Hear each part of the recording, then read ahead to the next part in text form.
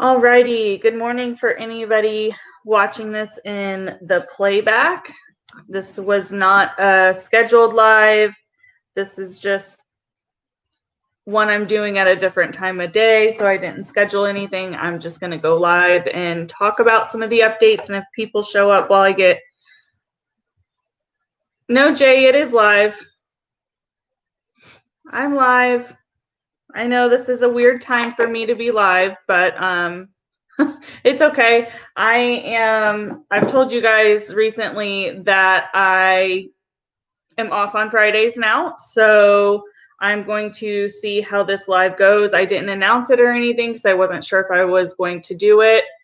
But I have plenty of time this morning to get on live and to get ready and kind of talk about the updates with Katie. I feel, yeah, I know it's Friday, right? Hey, Dark Lily. Hey, Kim Rose. Hey, Della. I debated about doing this live for the sole fact that I don't want to, what's the expression, like beat a dead horse. Hey, Charlotte, thank you. But at the same time, like, I feel there's several of us who have been giving Katie criticism before all of this happened. And a lot of the criticisms that we were providing her had to do with what she actually is getting sued for.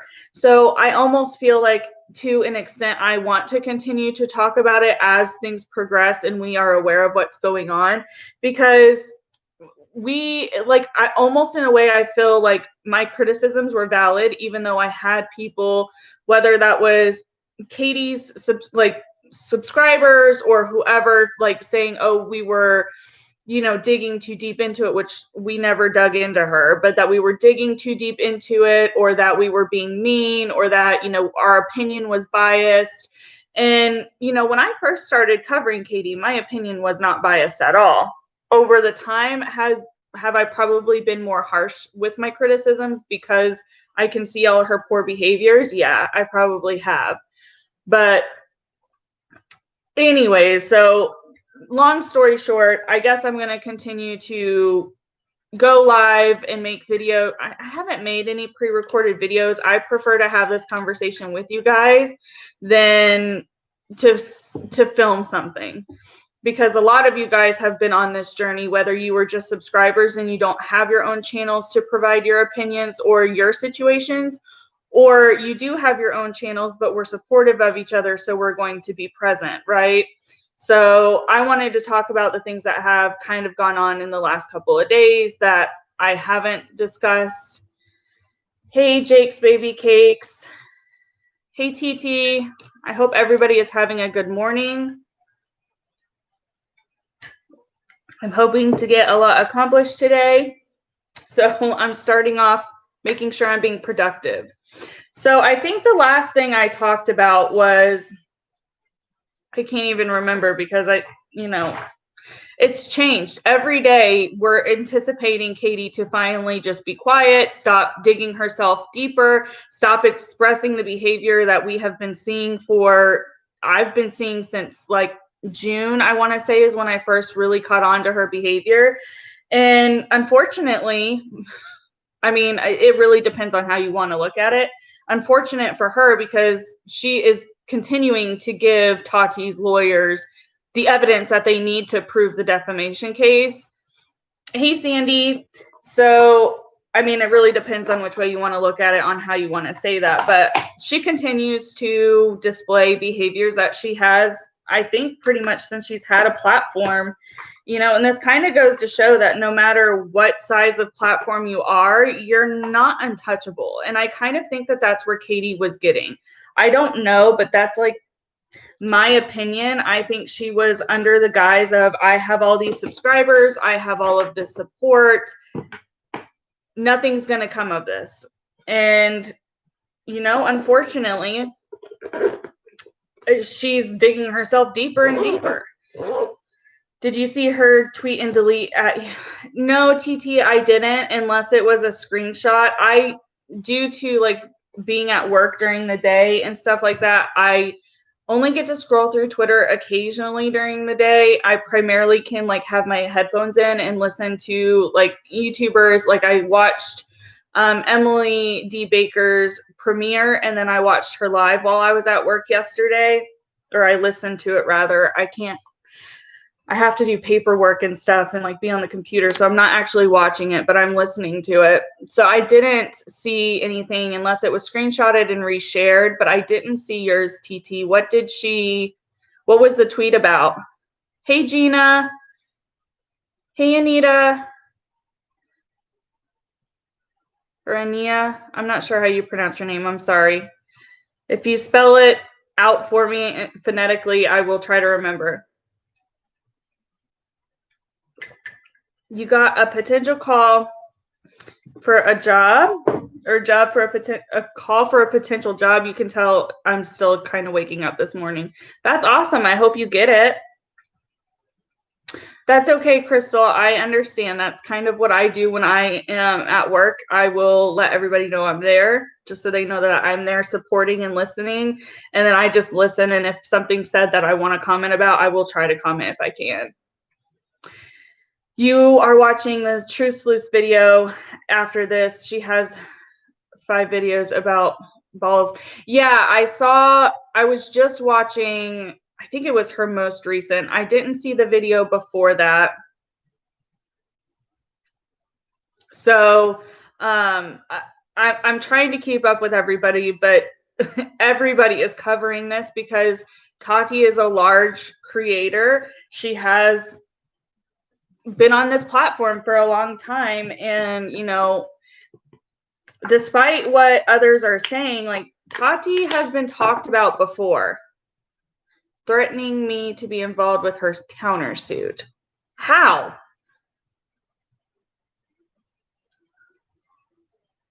I've seen a lot of tweets and like screenshots and things like that of Katie because people have been documenting her behavior.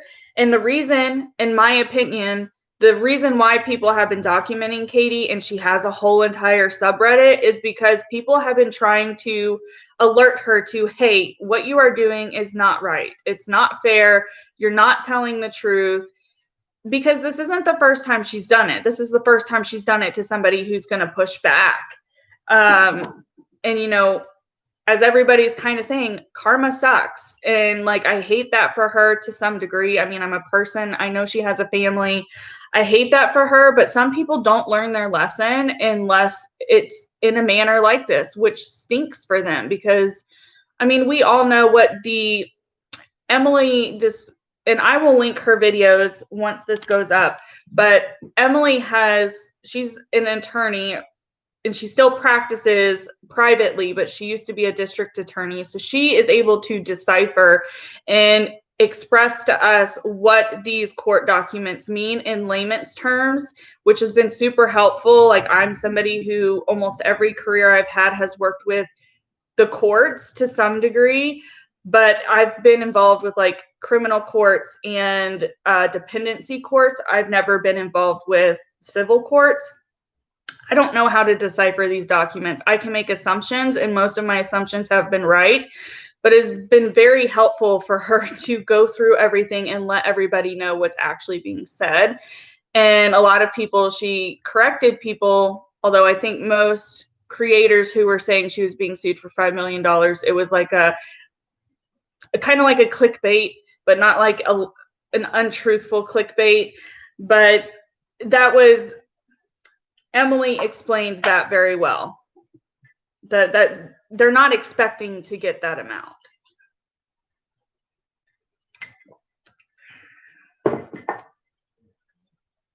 Because I said makeup minion was Katie.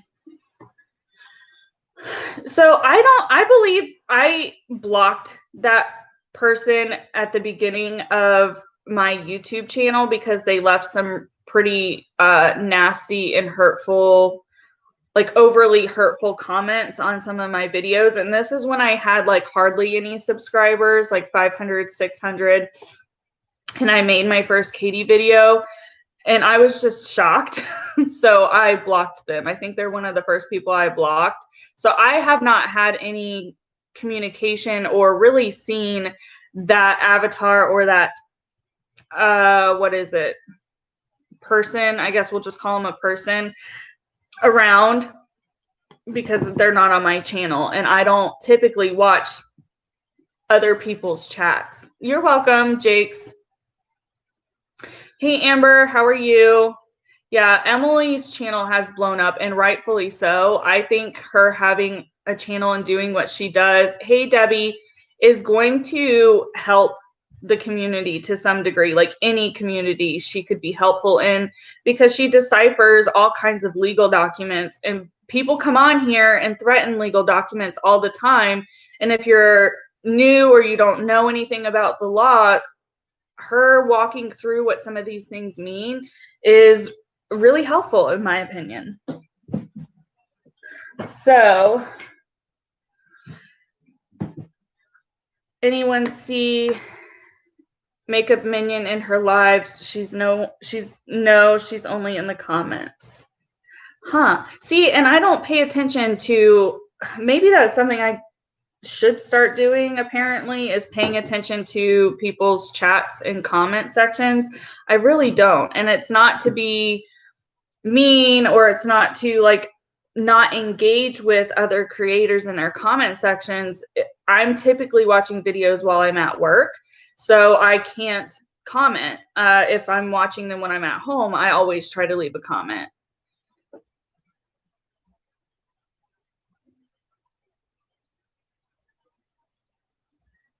You were thinking you should tell the truth. I was going to order, but I didn't because of KJ's video.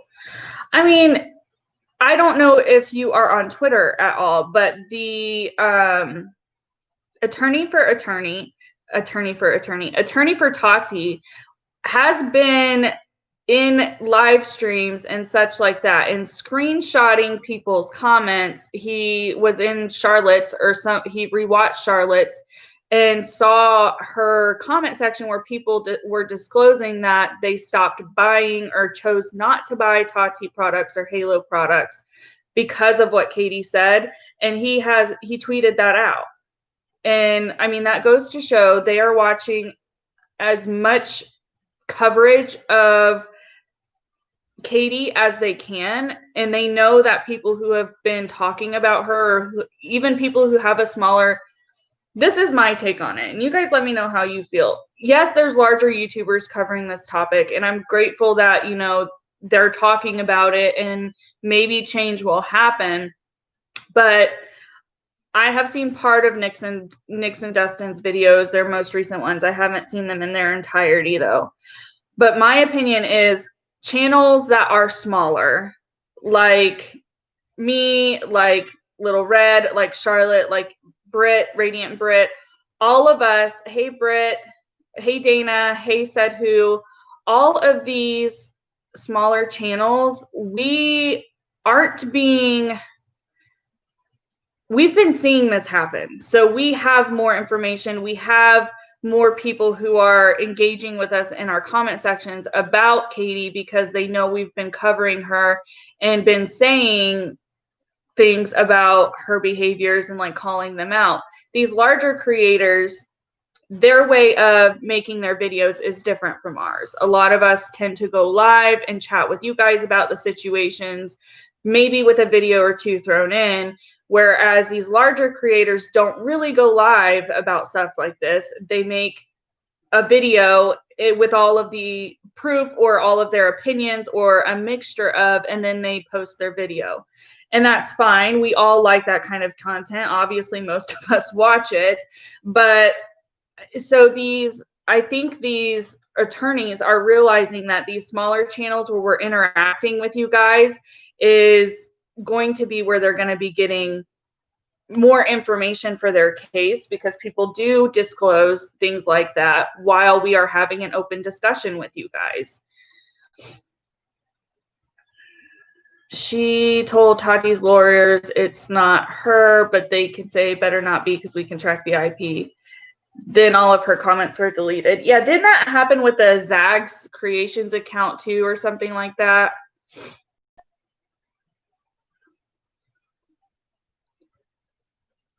Yeah, Dustin Daly and Nick Snyder are both drama channels.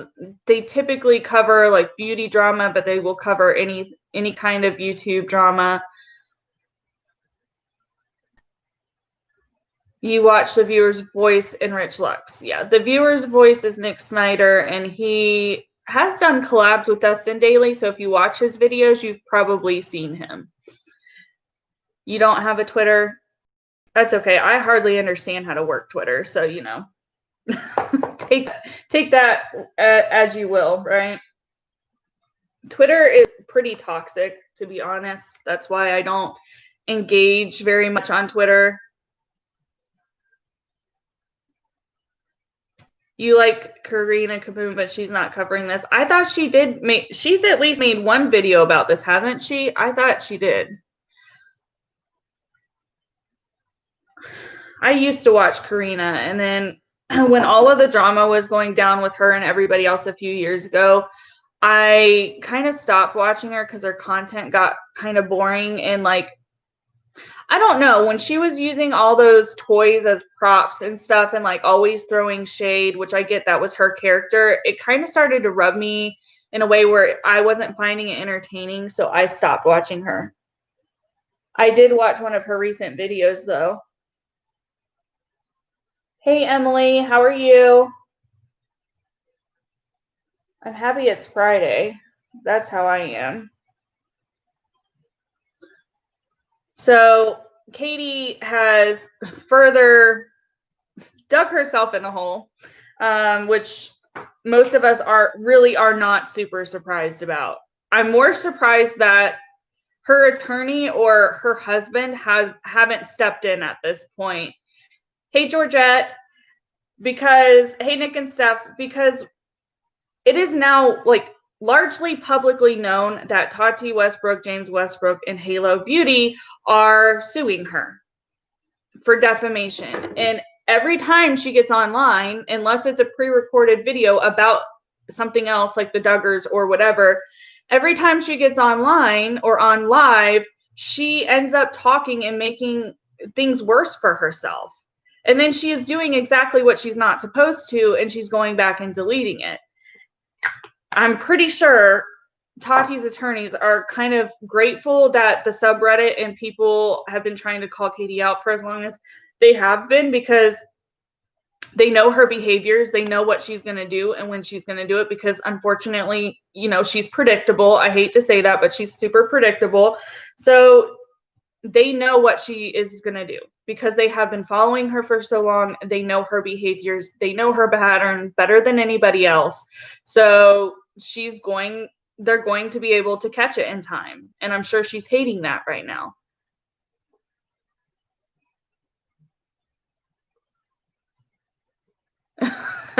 Did she actually see that comment, Nick and Steph, though?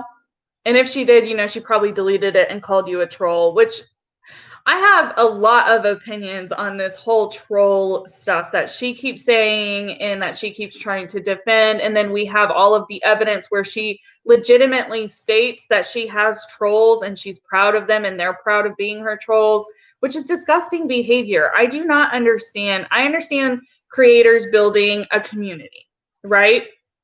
I understand that. I do not understand creators fostering any kind of like negative community, which seems to be kind of going on a lot lately. And that's why we have creators who their fan bases will go after each other. It's kind of, in my opinion, part of that falls back on the creator to like try and keep that healthy and positivity going through your community at all times, especially whenever you are covering things like drama where you can it's all opinion based. And if you're not careful about how you're talking to your subscribers or your viewers, they may take that in a wrong way or may mistake something that you say and start providing hate, even if you say not to.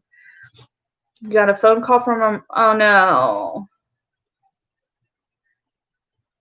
I'm so sorry. Hopefully it's just a cold unless she got a positive result. Hey, heartstrings and shoelaces. Thank you for being here. You're making your granddaughter pancakes. Pancakes sound good. I'm not really a breakfast person though, so I don't typically eat breakfast. Hey, Kelly. You've been trying to get blocked by her and it's not working. I'm surprised she hasn't blocked you if you've ever commented on anybody who's given her any criticism. Hey, Smiley Mama.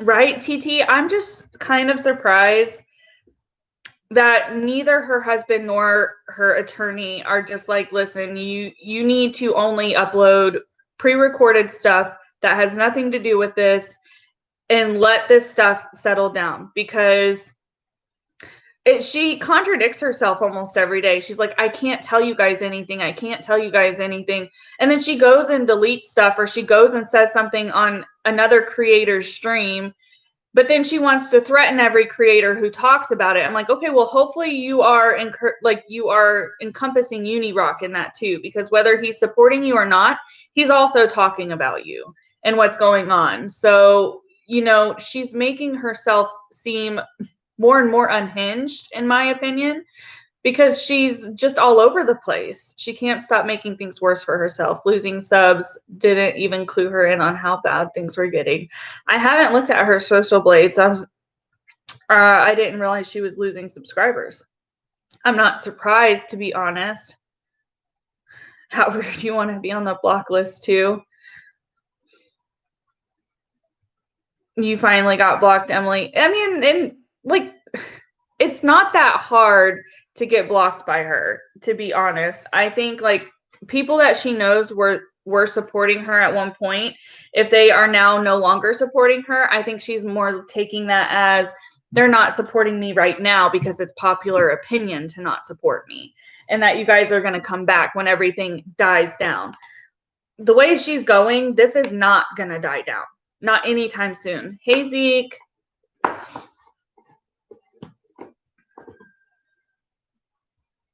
I don't think she has a degree in journalism. I think she has told us before her degree is in, what did she say? I don't want to say the wrong credentials. What did she say? Like Latin culture or something along those lines. I can't remember exactly what degree she had, but it had to do with like her knowing of Spanish culture, and she studied abroad over there and things like that. I don't think she has ever said she had a degree in journalism. If she did, she's a very unethical journalist, in my opinion. In Spanish. Okay. I knew it was something like that. I just couldn't remember exactly. Hey, Uncovering, how are you doing this morning? You think, yeah, Gina, I agree with you. I have said that before. There's a clip going, and it's not a recent clip. It's an old clip, and it doesn't have anything to do with the Tati stuff. But there's a clip where they're sitting there, and Todd leans in while she's on a live over the rocking chair and starts cursing and calls everybody the "see you next Tuesday" word, or directs that at somebody, which that's an offensive word to a lot of people. It's not offensive to me. I'm not going to lie. Most terms aren't offensive to me, but I can see why it's degrading and why people don't like it and why there's such hate around that word. But he did that, and like they were playing off of each other, but Katie caught herself before she said anything at the end of that clip. But it was very evident to me that they play into each other very much, and their conversations are obviously very childish. Like, no, she said this and he said that. That's what that clip showed to me. Lots of people are unsubbing. The number isn't going down. And that's been going on for some time, though, because all of us creators who have provided her criticism or have ever done videos about her, because I have pre-recorded videos about other situations regarding Katie, and almost every time I get a handful of comments saying I don't subscribe to her anymore. And we are all getting those comments from different people. Some are the same people, cross platforms. We all have similar subs, but the amount that we're getting, it doesn't really make a whole lot of sense that she at no point has suffered as far as like Social Blade goes. It's never shown her to be in the negative. I do believe that she might be buying subs, but with the content that she covers, because she covers such a vast like reality TV and then some YouTube stuff, some people are only going to watch the reality TV stuff and they're not going to watch her talk about other YouTubers and see those things. And I understand some of her coverage of the Duggars and other TV shows have been falling under the same behavior and the same issues as what she does with YouTubers. I think because they're celebrities to some degree, like they are considered legitimate celebrities, that people aren't taking what she's saying so much to heart. Whereas if you're a YouTuber, you may have a large platform, but you still are just kind of a normal person. And I think most people understand that and see that. Of course, there's that few top percent that people associate with celebrities like James Charles, Jeffree Star, PewDiePie, people who have massive platforms and it's known that they're making millions of dollars on here. It's cold and rainy. She's not losing subs. She's gained 5,000 in the last month. You just checked. Yeah, I said when this happened that despite that we all think she's going to lose right now, she's not. She's actually going to be gaining. Kelly, you remember that? It's also cold here uncovering. I should have put a sweater on and I didn't. Hey, Christy. You were a member for a year, tried to hang in there. There was too many red flags I ignored for a long time. Should have listened to my gut, but I did cancel my membership about a month ago. I mean, it's very hard when you have, especially with how Katie talks about things, because she states things as fact. You know, we as viewers, or at least for me, I'm going to speak from my point of view and you guys can tell me yours.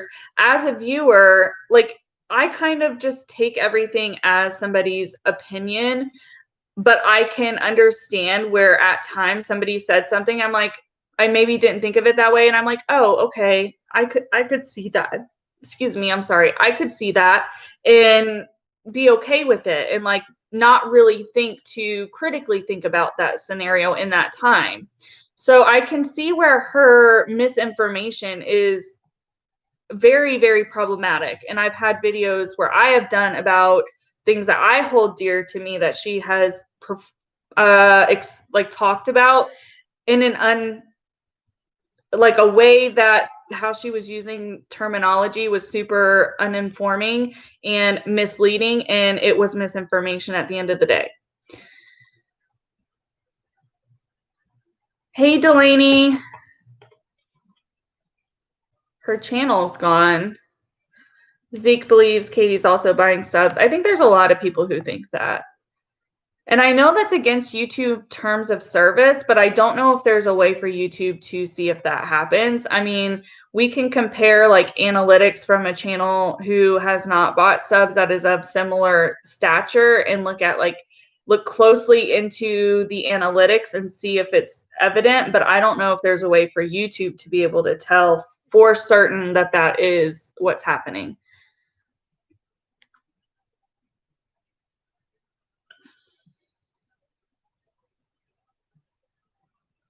The video she talks about going around, she thought it was about the editing and the way she looked. No, Karen, we're talking about how far you dived into the family members. You know, and that's like a serious question I have. Like, does she legitimately not understand where people are saying that it's creepy? It's creepy because you went not into just the influencer, you decided to go into their husband, which, as Emily said, I think it can be argued that he's a public figure or not. But she went into James, and then she went even further into James's family life and into Tati's family life. That's nobody's business. If we like, even for myself, like if I want you guys to know something about my life or the people around me, I will tell you. Otherwise, I don't say things for a reason. People, like my family members, deserve their anonymity. If they don't, like, if I ever get hate or anything like that, I don't need them to be getting the hate. It should be directed towards me if people want to hate me. And knowing family members, that's when it comes into a wishy-washy area. And you shouldn't do it unless they are willing to put themselves out there. Hey, Christy. Okay, Zeke said her channel is still there. Okay. Watch Truth Sleuth's video. I've seen some of them. I watched her last one, not her one before that. Hey, G. Yeah, she is going to continue to have some loyal subscribers, and that's fine. Like, there's nothing, I've always said, like, if you want to subscribe to her, fine. Just be aware of these behaviors. Beware of what you're being told is not always going to be as it's being told. Zeke, it's really just a difference of opinion. I said in one of my other streams where I talked about the situation was, I think a lot of people are probably subscribing to her to watch the mess go down.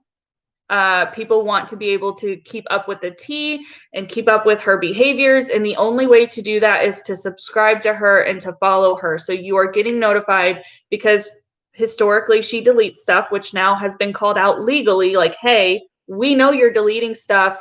You're not supposed to. Knock it off.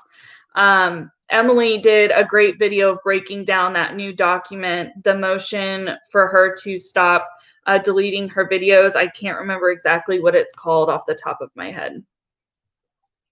Videos about Spanish culture would be way more interesting than reality TV and YouTube. She probably could have gotten a very large audience doing coverage on that.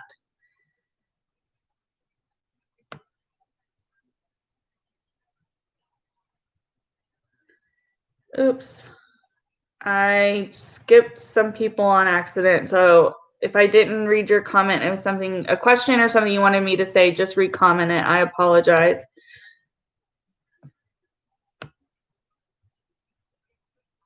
Christy, the way without a crystal ball talks to her supporters just rubbed me wrong. Yeah, that was,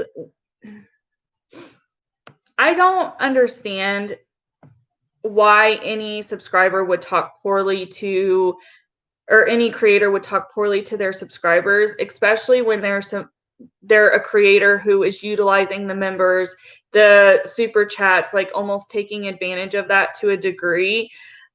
You shouldn't be getting nasty or like an attitude with people who are paying to watch your content.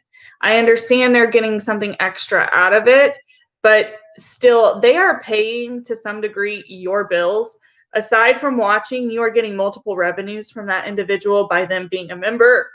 By them being a member, by them probably super chatting and watching your videos. And if they're a member and they're super chatting, they are probably watching your videos in their entirety. So you are pretty much just slapping those people in the face when you want to be nasty to them and you want to just ignore their comments unless they super chat you. Like, I don't believe I would ever want to run my channel like that. I don't think that that is a healthy environment. It's not going to foster a healthy environment. It's going to frustrate her members and the people who are super chatting her. However, they are going to continue to super chat her because for some reason they have respect for her or they like her and they want to be acknowledged by her.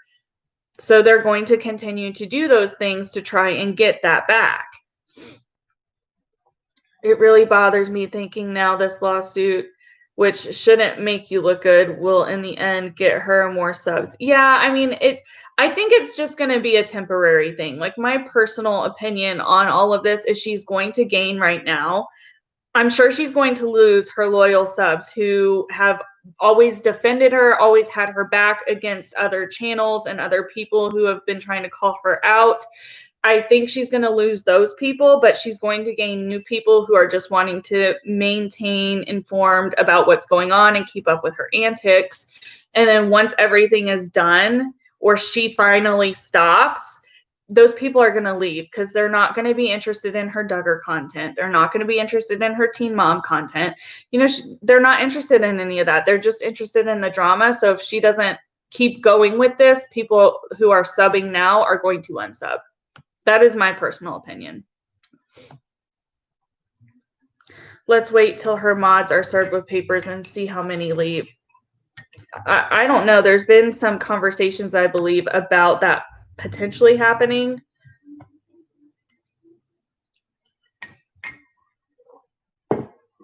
Yeah, I've seen TT in other comment sections too. She's usually pretty funny. She really is the epitome of a narcissist. She's not showing any empathy right now. She's digging her heels in, is what it seems like, and being like, I'm right, they're wrong, it doesn't matter, I'm going to keep doing this. But like, seriously, where's your attorney? And like, because of Emily Baker going through, I never saw that motion, and I'm sure I could find it if I wanted to, but I didn't see that motion. So when she broke it down, we know for sure that the Salts guy is Tati's attorney, because I know that there were people questioning that. And then we know for sure that it was Aaron Hall, who is Katie's attorney, which is the gentleman who was in her chat section.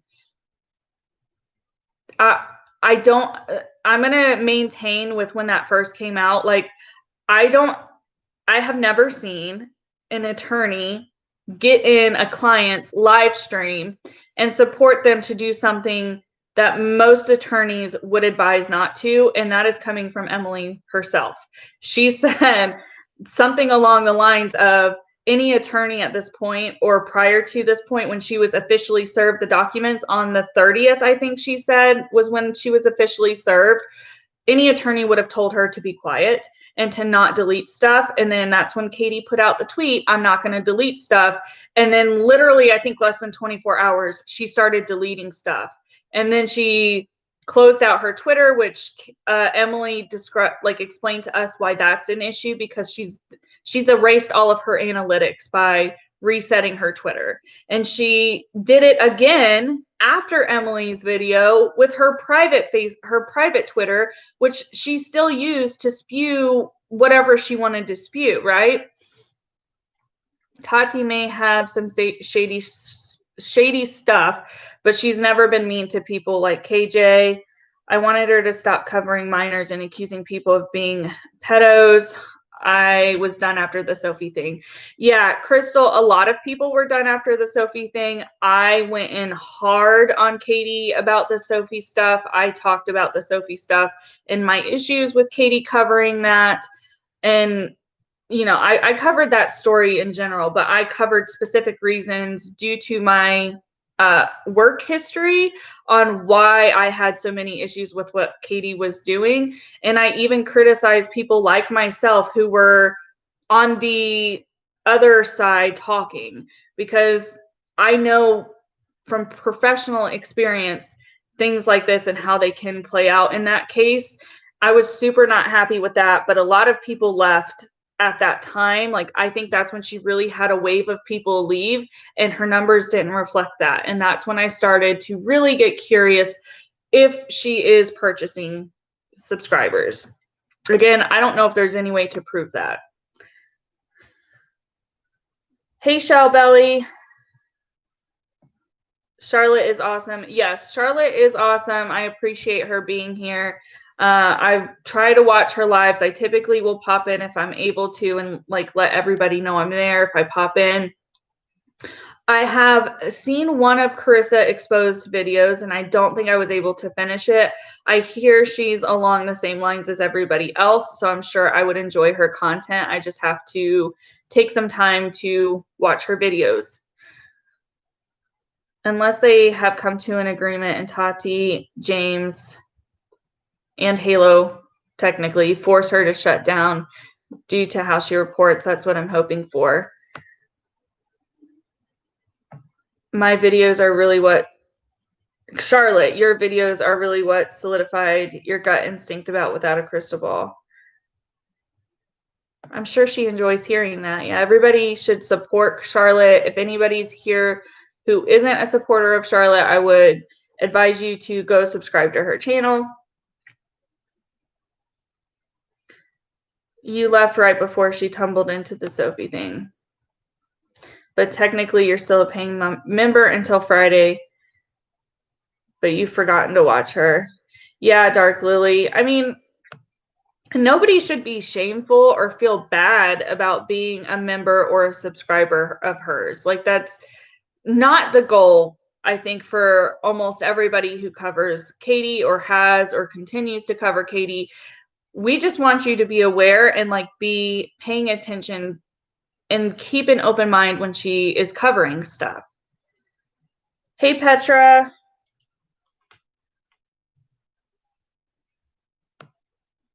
Yeah, Christy.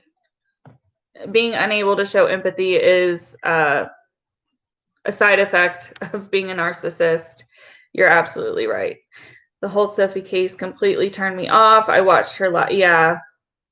I mean, there was plenty of information to support that she was incorrect. Her private Twitter is still down. Okay. That's interesting. Because even though it was her private Twitter, she was still using it as a platform, though. Was she not? I think James Westbrook, estranged sister.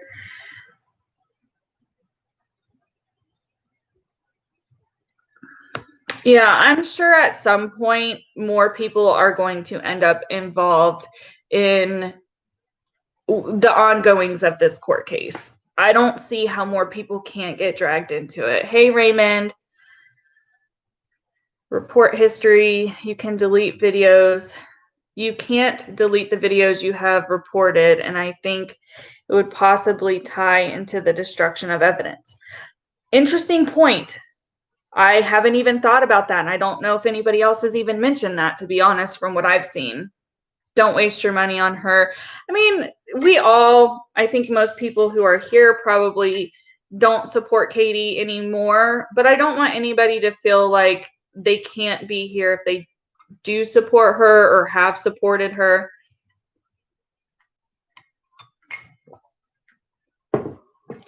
Thank you, Uncovering, for mentioning that. I always forget that in the lawsuit, Katie as a person is also mentioned, as well as her LLC. So her personal Twitter does play into this. I mean, we all know Katie. We know that she watches, whether she states she doesn't, we know to some degree she is watching other creators talk about her, especially right now. So I would assume that she is probably aware and probably has watched Emily's videos. Why would you watch somebody who is an attorney say these things and not address it with your attorney? Like, if her attorney is not, and I don't want to like necessarily blame the attorney, because Katie is her own person. Like, yeah, has an attorney, he's on retainer and stuff, but just because he is telling her not to do something doesn't mean that she's listening to him, right? So I don't want to put it all on him that he's not doing his job, because at the end of the day, he can't control her. He can advise her and tell her what he thinks she should and should not do. But ultimately, it's up to Katie if she's going to press that live button and continue to talk about this situation. It's up to Katie if she's going to go and log into her Facebook or not her Facebook, but her YouTube, and start deleting videos or privating videos. That her attorney can't do that for her. She's doing that. So, I feel bad for this attorney to some degree. Do I think it was unprofessional for him to be a paying member in her chat? Yeah, that's suspicious. That's weird. But I'm not going to put that against him entirely. But now I wonder if he's going to try and retract from this, because she continues to maybe not listen to him. She continues to make the case harder for him to fight, harder for him to win. And on her own behalf, like, she has to, I don't see how she's not even realizing that to some degree she has to be wrong. There has been evidence put out consistently by not only YouTubers or Reddit, but by the attorney. And now we have it in a motion, proving what she is doing and why she is being sued for defamation. But she continues to think that, oh, that's not really what's happening. And she continues to say any creator who talks about this needs to be careful. Like, what are you doing? Are those empty threats, or are you actually going to start like doing something? Because for the last year, you have done nothing but provide empty threats as a scare tactic to smaller creators, which is absolutely pathetic. If you can't handle being criticized, if you can't handle, I'm going to go on a rant for a minute. I'm sorry. But if you can't handle being criticized, if you can't handle people not liking you, you shouldn't be a creator. You shouldn't have any kind of platform. And I had to personally evaluate that about myself. I had a stupid drama like a month ago, and I had to evaluate, am I going to let this bother me, or am I just going to not care what people have to say? Because I know myself at the end of the day. I know the kind of content I want to put out, and I have been putting out. Am I able as a person to not watch or not engage when people are going to provide me criticism that I disagree with? Obviously, you guys know what answer I came to because I'm sitting in front of you today, but I had to have that conversation, and I don't have a platform to the degree she does. She is incapable of self-reflection. She is incapable of having those conversations with herself and being self-aware and being able to come to a conclusion and move on from it. She does not have that ability from what I have seen. I would like her to sit down and really like take a step back, because if this was somebody else in her situation being sued, you know, she would be having a freaking field day, as most of us are. I'm not saying I'm not, in covering it, because it is such a large issue. And can this potentially have repercussions on the commentary and the drama community? It can. However, I'm going to state what I've been stating all along. None of us report our opinions as facts from what I have seen. It is very evident that we are talking from our opinion. We either say our opinion, or it appears, or I assume. We're not saying, you know, what's something about myself that's a lie. Amanda has brown eyes. That is the kind of things she was saying.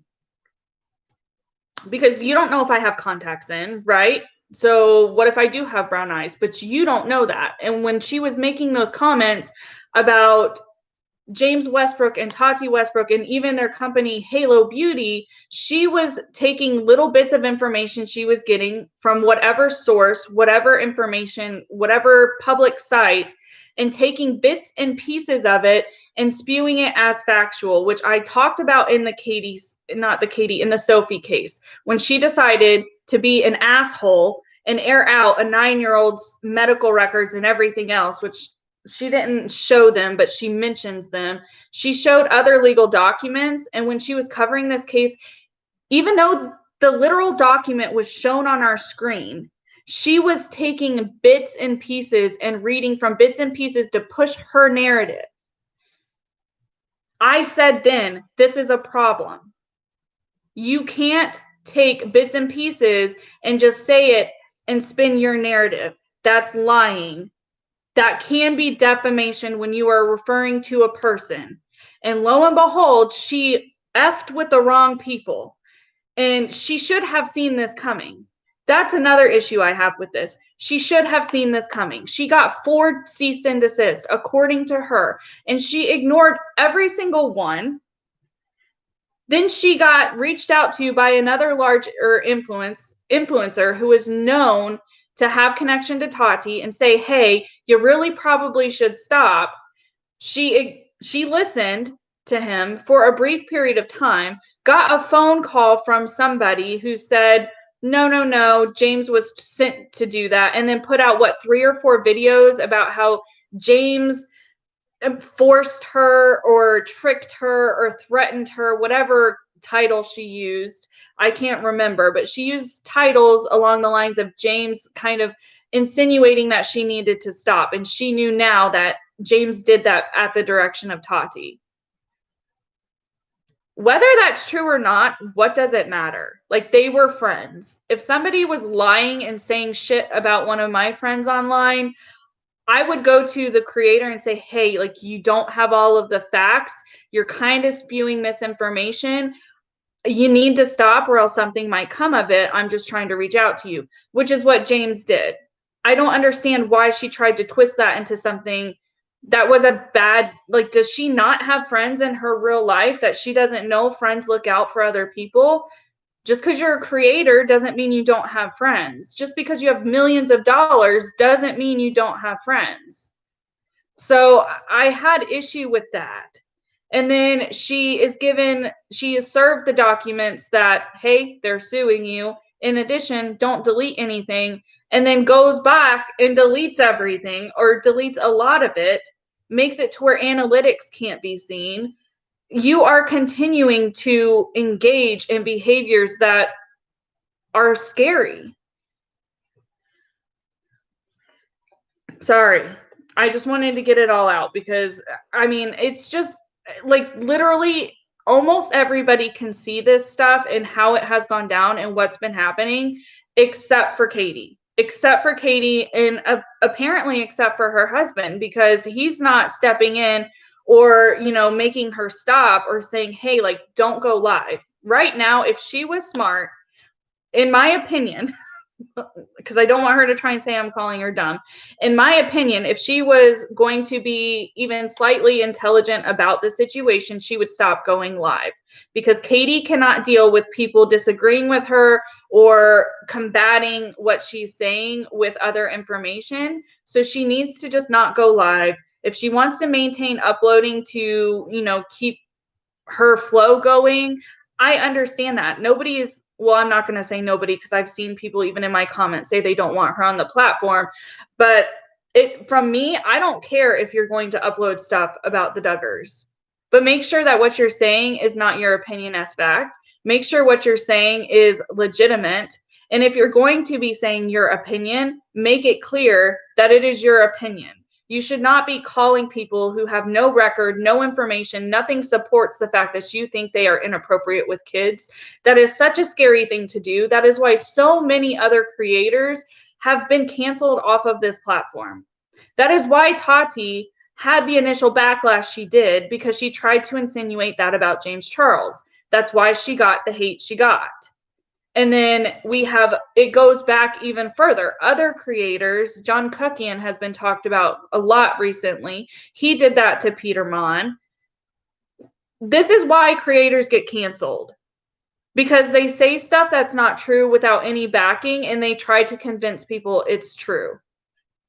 It's disgusting. Why would you, without any evidence, whether it's your opinion or not, why would you put such a polarizing and scary opinion out there?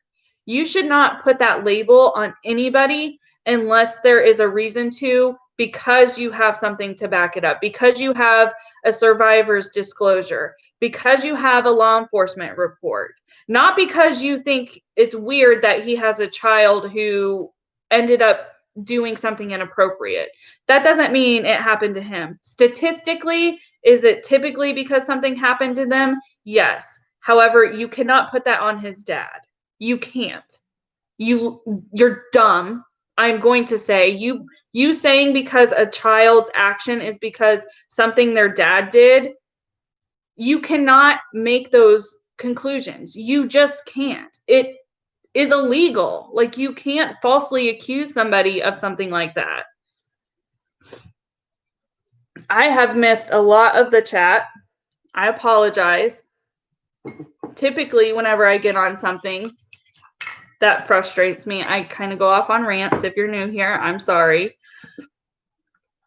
Her lives are rather incoherent anyways. Absolutely. Hey, Valerie. You have a feeling her attorney is giving her poor advice. That could definitely be a case. I mean, we don't know. So we're just kind of making assumptions at this point. I would hope he's not, but we're not in those rooms with him, so we don't know. H3 tore her up. Yeah, it was hilarious. Who was I watching?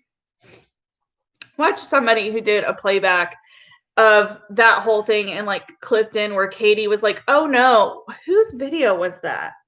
If you guys know whose video I'm referring to, please let me know. But where they clipped in what H3, what Ethan and Trisha Paytas were saying, and then clipped in what Katie said in relation to their podcast, and it didn't align at all. And that's Katie really hoping that her subscribers are not watching, or that they didn't watch that and they just believe her that, oh, this other creator with a very large platform supported me. She doesn't end point. She's very all over the place. She talks in circles, in your opinion. She does talk in circles often. Thank you, Charlotte. Yeah, if you guys are here and you haven't, if you could give the video a like if you're new, subscribe if you would like. That girl, I don't think it's bad advice from attorney, in my opinion. We've seen how she does the exact opposite of what everyone advises her to. That's true. She has historically done the exact opposite of what other people have advised or like informed her that she should do. Like the James Charles thing. James Charles told her, hey, stop, and she didn't because she got a phone call. Like, what is this person that she's getting these phone calls from? And I think Emily said that once this goes to trial, she's going to have to out whoever that person was. It's her ADHD. That's bullshit. I have ADHD. I go off on tangents and maybe change the conversation, but I mean, I'm pretty sure most of my sentences are complete thoughts. You guys can correct me if you're wrong. We've been here for almost an hour, so, and I'm not medicated, so where's her excuse? I have ADHD and I'm unmedicated and I can typically maintain a conversation.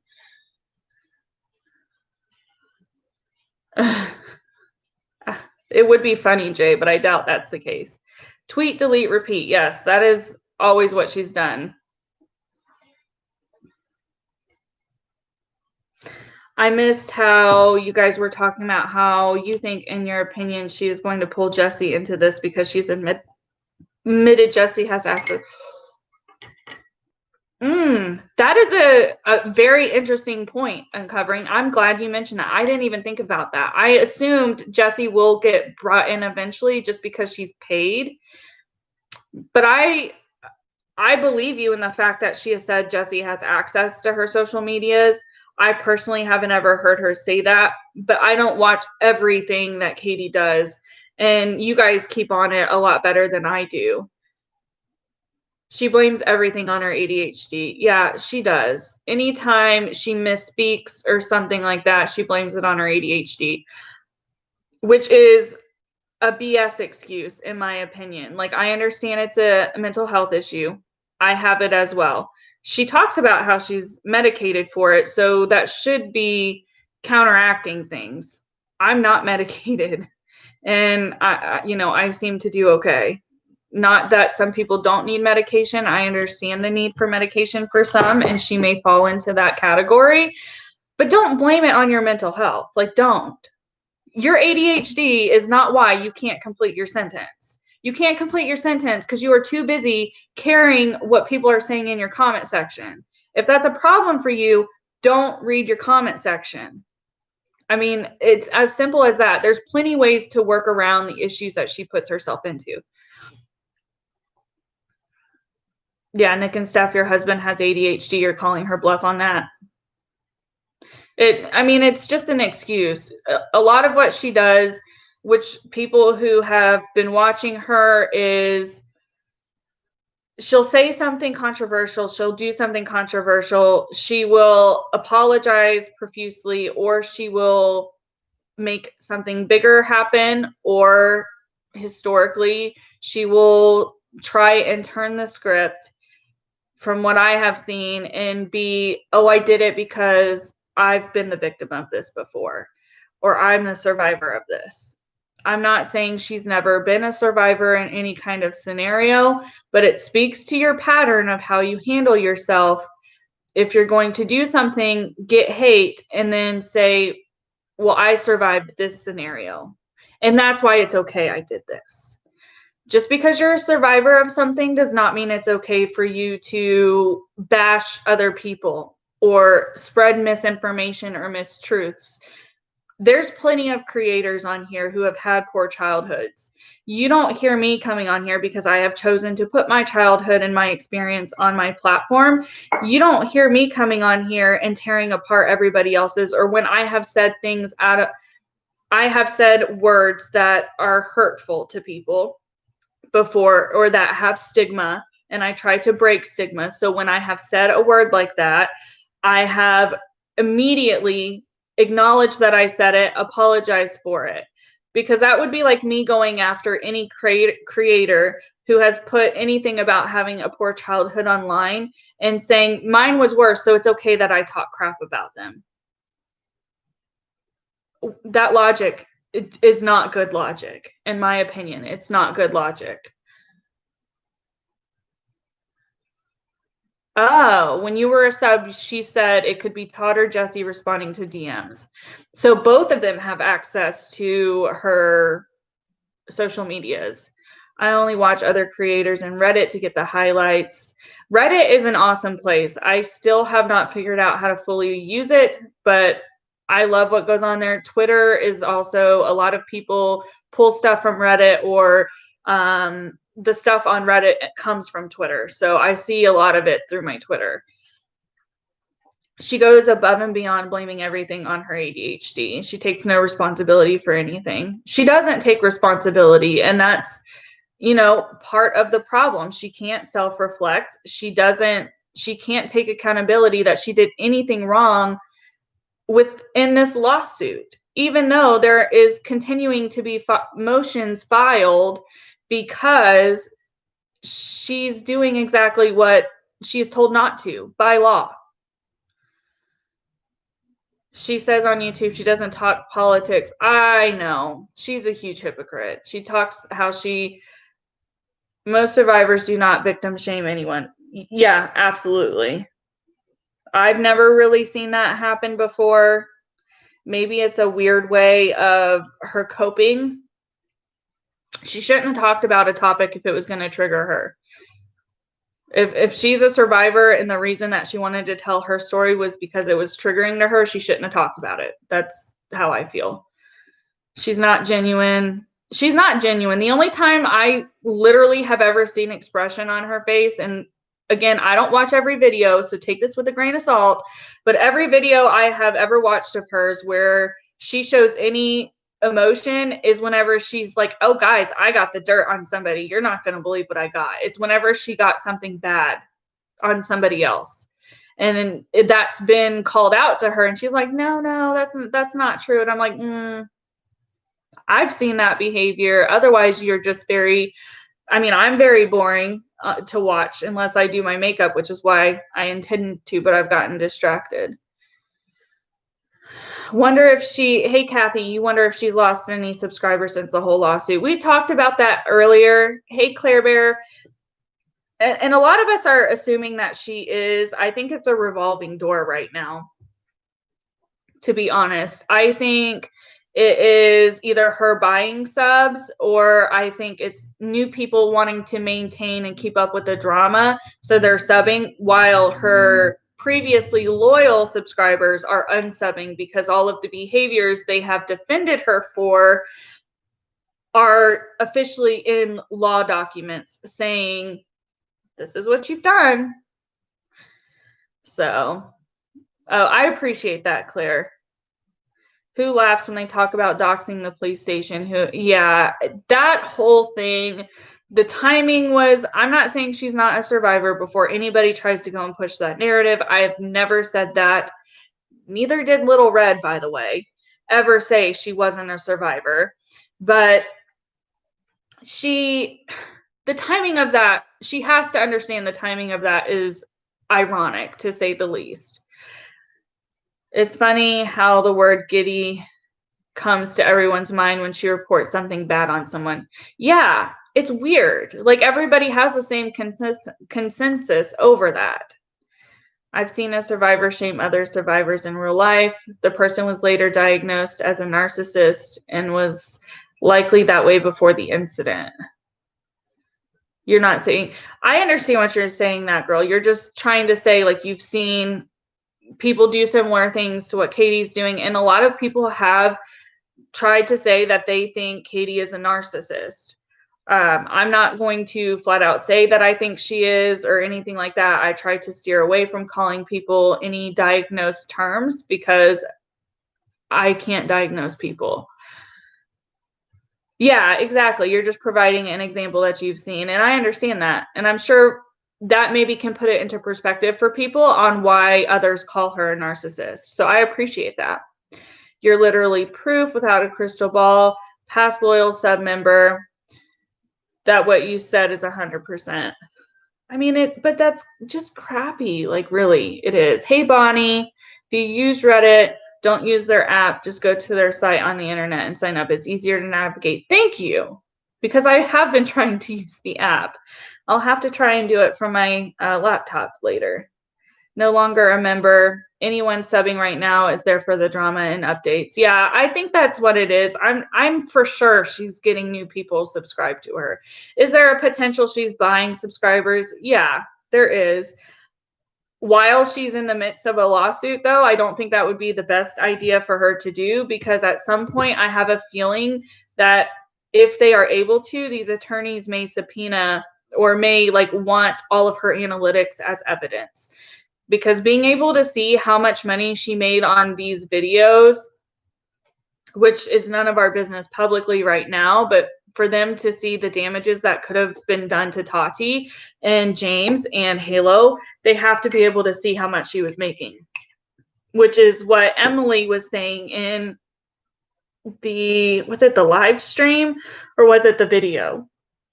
She may have covered it in both, about her deleting her Twitter and how that's a big deal, because when she or deactivating it, when she deactivated her Twitter, Emily said that when you deactivate it, it takes away the analytics, and it takes away seeing how many people viewed the tweet, how many people retweeted the tweet, and how many people were commenting on it and what they were saying.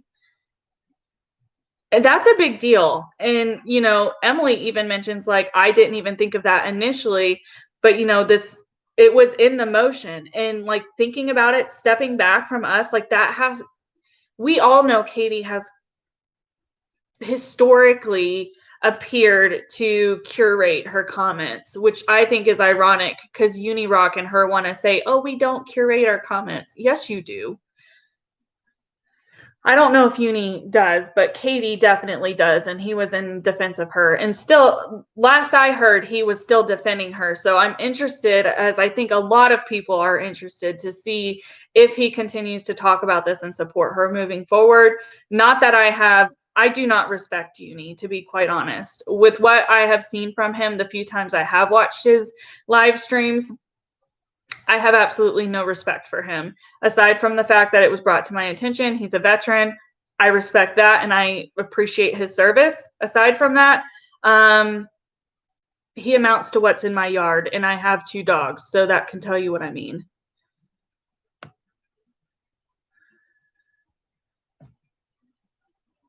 In all honesty, you feel bad for her, but why can't she take responsibility? Yeah, I don't know if I necessarily feel bad. I can see how this potentially can affect her family in a poor way. And with that, my heart goes to her, especially knowing about her child and stuff like that. My heart is with her in that sense. But at this point in time, you are continuing to do these behaviors when you are being provided a lawsuit and a motion to stop doing crappy behavior, and yet you continue to do it. Do you continue to do it because you're scared, or do you continue to do it because you think you're untouchable? What is the reason? What is the reason? If I've said this before, if I ever get a cease and desist or anything, I'm probably going to poop my pants, because I won't know what to do. Does that mean in the time I will probably feel really bad, because it's been my goal on my channel to not push any narratives, to try and provide both sides.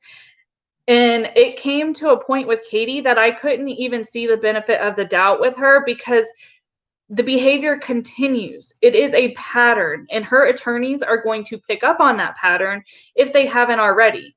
Not that it is necessary for a defamation suit, but they're asking for a jury trial. So if they need to provide a pattern of behavior to show that Katie is likely to do this again, I think they have the proof to do that, in my opinion. They can go through and see everything. You heard she was making $25,000 a month from YouTube. Man, would that be nice. I mean, that's a ton of money. And then she continues to, like, I get encouraging people to do memberships and stuff like that, but she is now encouraging people to pay to her PayPal, to super chat her, which I believe she deleted that out of her description of whatever video she put that in. But she was like, this is going to be expensive. If you can donate, it's like, really?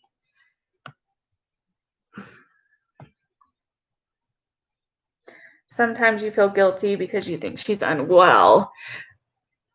I don't know if she's unwell.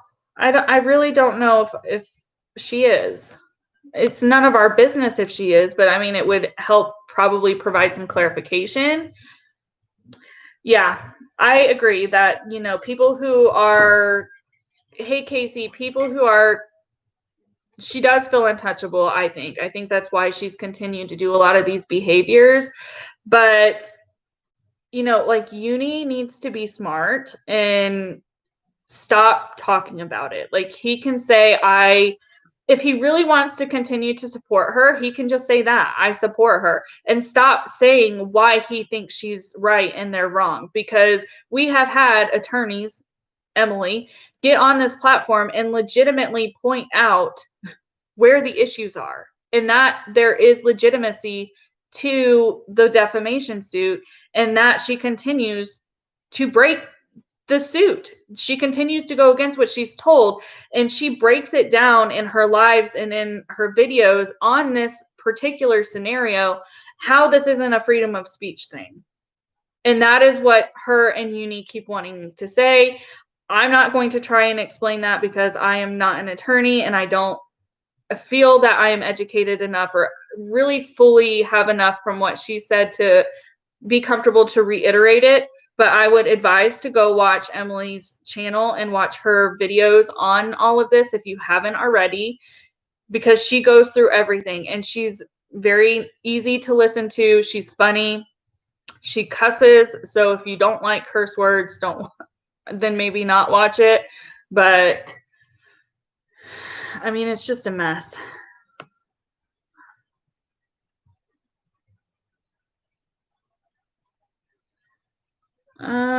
Making sure I didn't miss anything. Maybe you need to become a creator instead of a viewer. I mean, I would encourage anybody to become a creator. I can tell you that we're not all making that amount of money. It takes a while to get there. She still asks for money and threatens new lawsuits. I know. She does. Some of her behaviors are questionable. I agree with you, Shell. Hey, Nurse Kimberly, Uni is never smart. Yeah, I know. I don't know the full situation between Kyle and Steve. I have like Cliff Note versions. So I really don't know enough to talk about it, but it seems like he's kind of doing the same thing again. There could very well be something there for people who have concerns for like how she behaves, and like maybe there's some mental factor. There could be, but I don't want to say that there is without knowing, right? You've been watching Emily. Yes, she's a very good source of information. She knows right from wrong and she's making poor choices, but she's allegedly a responsible adult, so it's on her, in your opinion. I've toggled the line between if I personally think that there's something going on or not. I really do, because if we want to go with the term certain people believe she is, this is behavior that they display. Narcissism, everything she's doing falls under the category, from what I have seen, to potentially be a symptom or a characteristic of somebody who's been diagnosed with that. And I mean, she already has mental health. She's open about having ADHD. So, I mean, there could be something else, but I don't want to be the one to like just assume or say for sure because we don't know. And at the same time, I understand she's online a lot, but I say this even when I talk about like family channels and stuff like that. We're only seeing a window of their life. We're only seeing what they want us to see, which can be concerning, especially when we want to like look deep into that.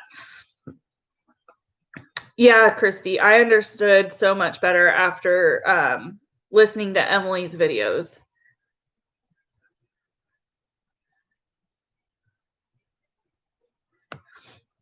You're trying to quit smoking. It's so hard. Yeah, Shelly, I quit smoking like 2.5 months ago. And I actually didn't struggle with it. I know a lot of people do struggle with it. For me, it was very much of a boredom and a habit thing. I smoked for 8 years and I quit 2 months ago. Okay, Charlotte.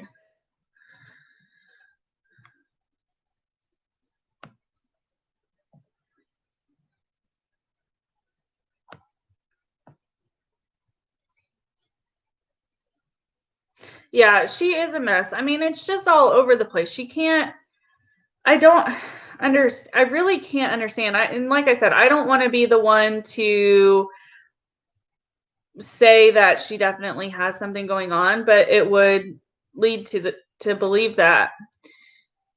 Good luck to everyone trying to quit smoking or stick with it. You know, I think it was just my time. I had tried previously to quit and I was unsuccessful. And then and when I quit, I was smoking the most I ever had. I was smoking about a pack and a half a day. And I don't know. I just kind of got to a point where I was like, I'm done. Like I'm done spending all of my time like outside because I don't smoke in my house. I rent. So I was just sick of always being outside, especially now that we moved. It was super hot here in the summer. Now it's getting super cold. I don't know. I think it was just my time. I just had that conversation with myself that, you know, obviously I knew it was bad for me to begin with, but I was like, I just need to quit. I just need to actually hold through and not buy cigarettes, not buy into it. What I did as a safety net was I went and got an e-cigarette, and it had just a little bit of nicotine in it. That way, if I found myself in a super stressful situation or anything like that and I needed the nicotine, I wouldn't be compelled to go and buy a pack of cigarettes, because we all know when you quit and you buy a pack, you're going to smoke it. So I did something as a safety net and I used it, and I didn't even like the e-cigarette thing, so it made it even easier for me to stop.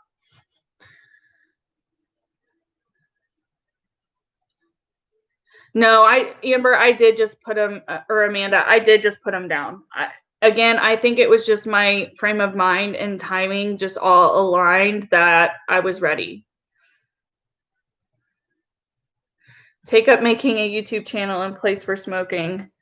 Yeah, I mean, you could. Oh man, Christy, that had to have been tough. She says her hubby quit smoking, quit caffeine, and started a strict calorie diet all at the same time. Was not the funnest person to live with for a month. I bet not. The only bad habit I have cut out is smoking. I still drink caffeine. I'm still not eating the best. It's something that I'm continually trying to work on.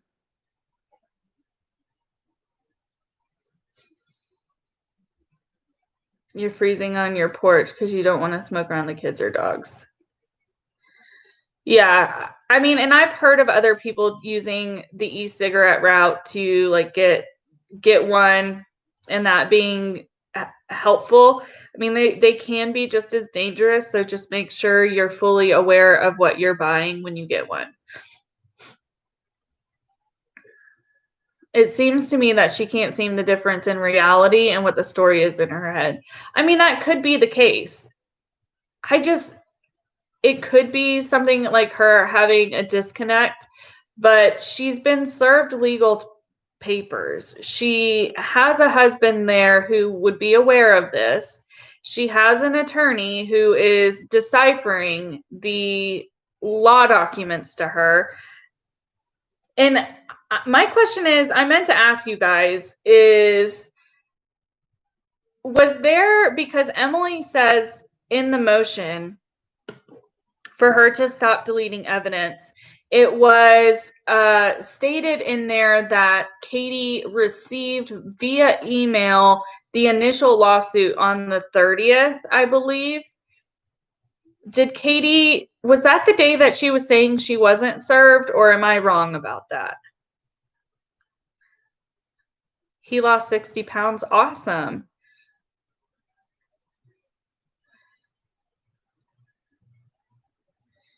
Okay, the e-cigarette did work for Caroline. It does work for many people.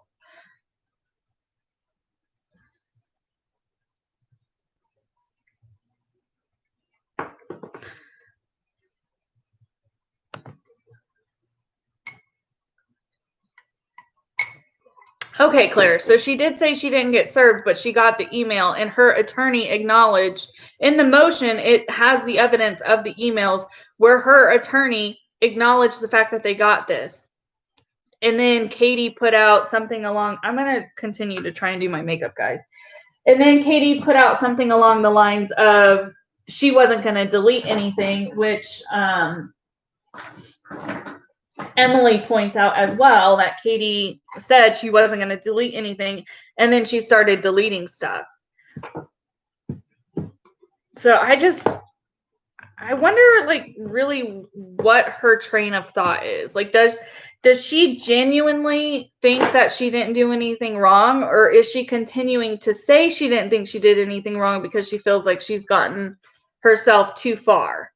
Like, she's continued to say it for several days now. Do we think that she genuinely believes she didn't mess up, or is she just trying to not go against herself now at this point and say, I messed up?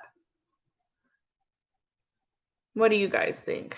I think KJ's attorney emailed Tati's attorney and that they knew. I think they qualified as they acknowledged.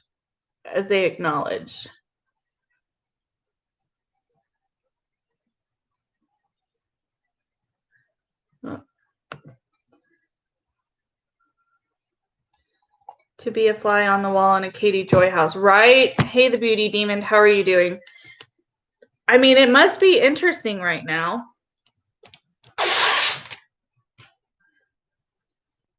She definitely gives off the impression that she is under the understanding that she couldn't do anything wrong. But I mean, we're all human. We all make mistakes. Like, you can't not acknowledge that at some point in your life you didn't mess up. Like, that's humanly impossible, right? Yeah. It's going to be interesting because in regards to the motion, like, I know as far as like the defamation suit that this could take a long time, and Emily kind of clarifies that this could take a very long time for any conclusion to come up. But as far as the motion, that's going to be heard in December. Was it the 18th or something like that? Like, so as far as her deleting evidence, that will be addressed within just a few months. And I mean, they have legitimate evidence of her deleting stuff. They have legitimate proof of it.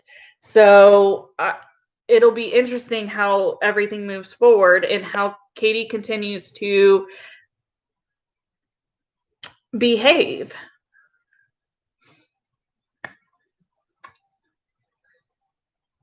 Yeah, what if somebody got into her family's birth certificates? Well, we all know how she reacts if you just even ask about how her son is doing. So she would probably have a fit if she knew anybody was like pulling her criminal history and stuff like that. In my opinion, you think her source was the co-owner. Yeah, Emily kind of says that she speculates about that too. And I can see where that's coming from. And if it is, like, I guess the question to Emily or any attorney who's like commenting on this is, what if it ends up being that Katie and the business partner were kind of like conspirating to, I don't know if conspiracy would be the right word, but that they were talking and like planning for these videos to go out and for them to do the lawsuit. Like, what if, I mean, that's a huge conspiracy theory, but what if that's the scenario? Like, what ends up coming of the lawsuit that the partner did to Tati and James? And Emily points out part of the lawsuit that the business partner was trying to say is that Tati and James haven't been doing what's in the company's best interest, but here they are, you know, suing or attempting to sue for defamation on behalf of the company. One of the Sox account was confirmed. When was it confirmed? And which one? It can hurt his lawsuit against the Westbrooks. Okay. And that's what I would assume, but law is so weird that I really don't like making assumptions about law stuff. Conspiring, and it's something to consider. Hey, JJ, yeah. I mean, if that's literally where, and I'm not saying that is her source, but a lot of people have that speculation. So what if it ends up being that he is her source? Because she is going to have to say who her source was at some point. What if he ends up being the source? Like, what all does that do? How does this continue to play out? That's what I want to know. If I end up in one of Emily's streams, I'm going to try and ask. I typically end up watching the replays. But if she goes live, I'm going to try and be there and ask that question. You saw them evidenced on Drama and Opinions video. Hi, Sky. What did you see evidenced? The sock accounts. Bonnie, it's just messy. What a damn mess. Yeah, it is. If there was a picture or like a scenario of shit show in an online dictionary, this situation should be sourced, in my personal opinion, because this has turned out to be a shit show. Hey, sweet Susanna Living. The verbiage between the partner and Katie was nearly the same, and she was the first to break the information. How could this happen? I don't think it's a coincidence. A lot of people don't think it's a coincidence.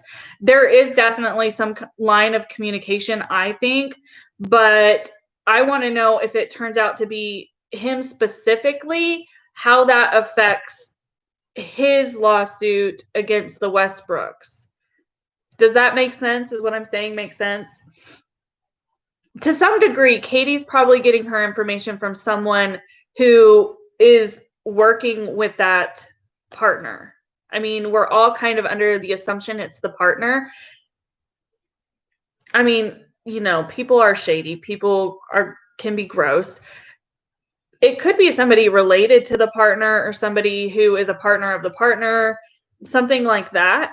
I wonder if in those kind of scenarios, if it would still affect his original suit against the Westbrooks.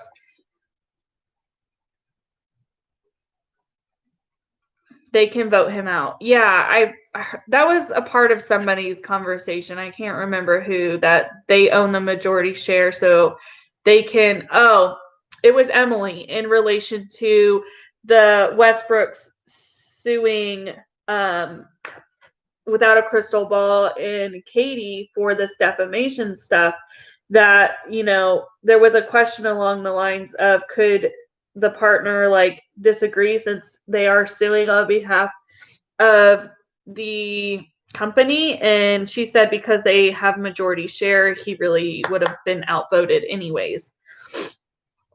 Sorry, it's cold here, so my nose is starting to run. Did you see that post by I'm back in Reagan. I've seen a lot of posts by her, but I haven't been on Twitter yet this morning. I kind of woke up and decided I wanted to get on live with you guys. There are videos of her hating on Tati's business partner. I saw part of one of those clips.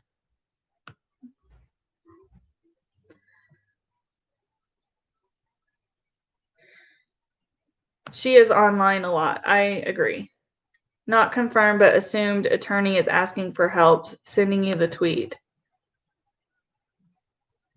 Katie's attorney's asking for help? If I recall, I think she talked about a guy named Clark. That's the partner's name. Yeah, I think she was, when she first started talking about this, I think she did make a video about the partner, but I didn't watch the full clip, so I'm not sure what the context was. She got a copy of the lawsuit before it was a bit. She's got to be getting information either from him or someone, one of his attorneys.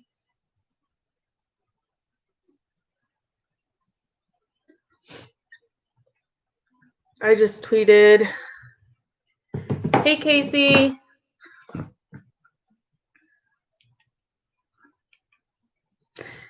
I don't think she's leaked any sources yet. I think people are just able to deduce or are trying to come to the conclusion of who her source is.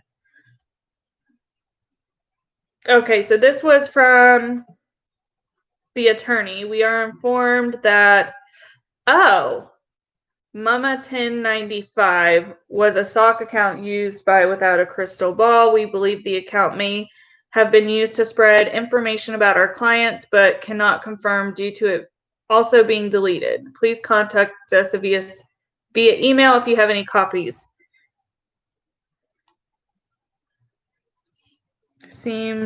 Was this?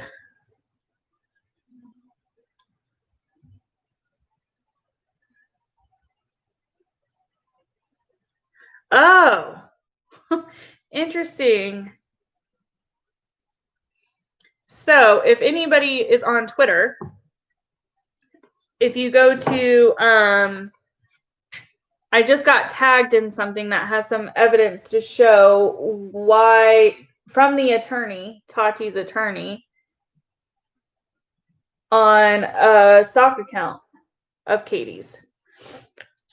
So if you're interested in that, and the attorney is asking for information, if you have any information about this stock account, to email them. I know Tati's attorney has also, was it yesterday or the day before yesterday, asked for people to email him if you had any, any information, or if you were somebody who stopped purchasing or didn't purchase Tati or Halo products because of what she said. Hey, Miss Cassandra. Yeah, Tati's attorney is actually, in my opinion, being incredibly intelligent about, I mean, not that me saying he's intelligent means anything, because we know who he has, who he has represented before, and he is using the internet to get the evidence because he knows the internet has it. That is extremely smart, especially in Katie's situation where she has been historically deleting anything and everything. So I understand that Tati's law firm has probably been watching her from the beginning due to all of the videos that they have listed as evidence and timestamped, because some of those weren't available anymore when this lawsuit went out. So they've been keeping an eye on her, but they are bound to miss things at times. And the internet has kept up with her entirely. The palette I'm using is the Sultry palette by Anastasia Beverly Hills. Thank you, Miss Cassandra. I'm glad you made it. Yeah, it's Friday, so my husband's at work, so I have literally no obligation right now other than like chores and stuff, and I have all day to do those. So I'll probably stay on for a little while today, as long as the conversation continues and We're talking. Tati's attorney. Yeah, I know, Nurse Kimberly. I didn't tweet at Charlotte. I saw it and I DM'd Charlotte to make sure she was aware. That just goes to show that these attorneys are literally everywhere collecting information. But I mean, that's their job, right? And it's expensive. I could not imagine how much money this is costing the Westbrooks. And it's, I think there will be some changes to YouTube because of this, but I don't think it's going to be like scary to continue to be a commentator. I can see where that fear is, but as long as you've been doing commentary with integrity or making sure like what you're saying, if you're trying to provide it as facts, you have something to back up that fact, then I don't think you have anything to worry about.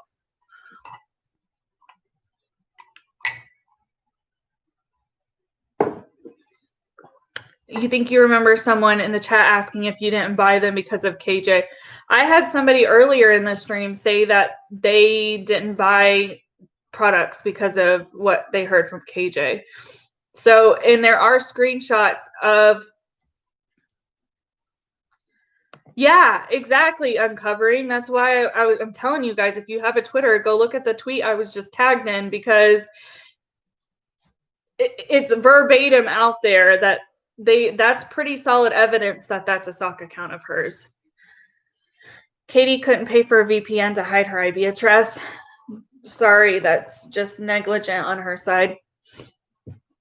Hey, John. Yeah, apparently I guess not. I guess she didn't, because I don't know, really, because they haven't said anything about finding out any information because of her IP address. I think people are assuming that she is going to be, like, evidence is going to be found from her IP address. I might be wrong in that. It takes more than a VPN to hide yourself on the internet.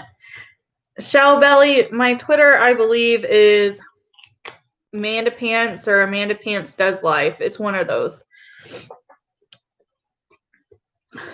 I can't ever remember my login, so I would drop it, but let me see if I can. You're surprised YouTube hasn't deleted her channel? I mean, it takes a lot for YouTube to delete a channel, I feel like. Let me see if I can remember it.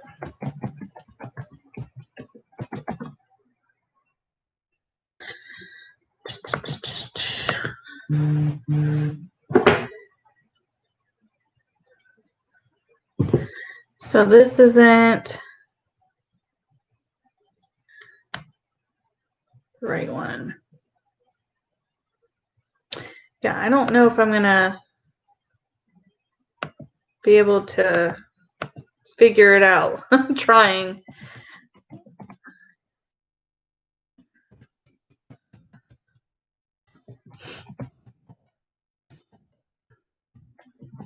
Sorry, I'll be right back to the chat for you guys. I'm trying to pull there it is. Where do you get you guys are gonna see how I don't know how to work this. Do I just copy my, like, what's up in the top, or what do I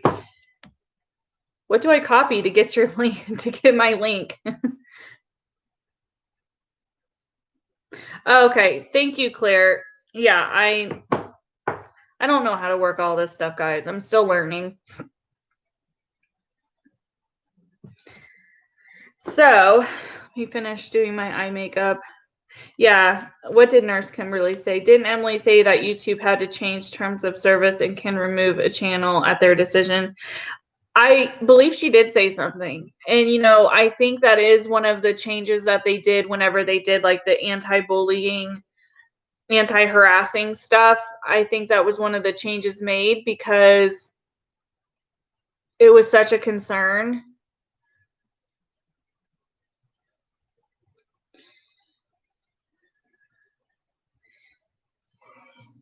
Oh, there's an L at the end. Why did I put an L at the end?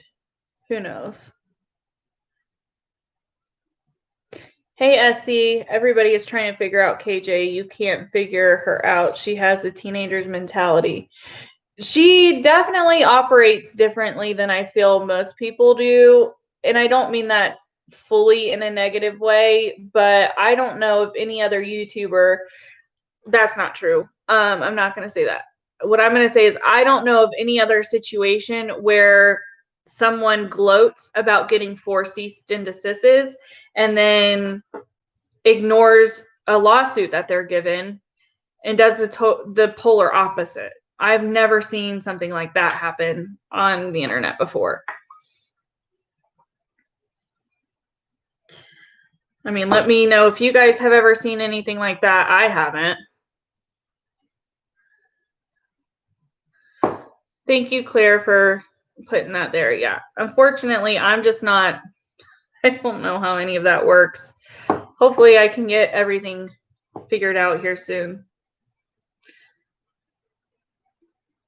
so I don't have to rely on you guys to do what I should be able to do.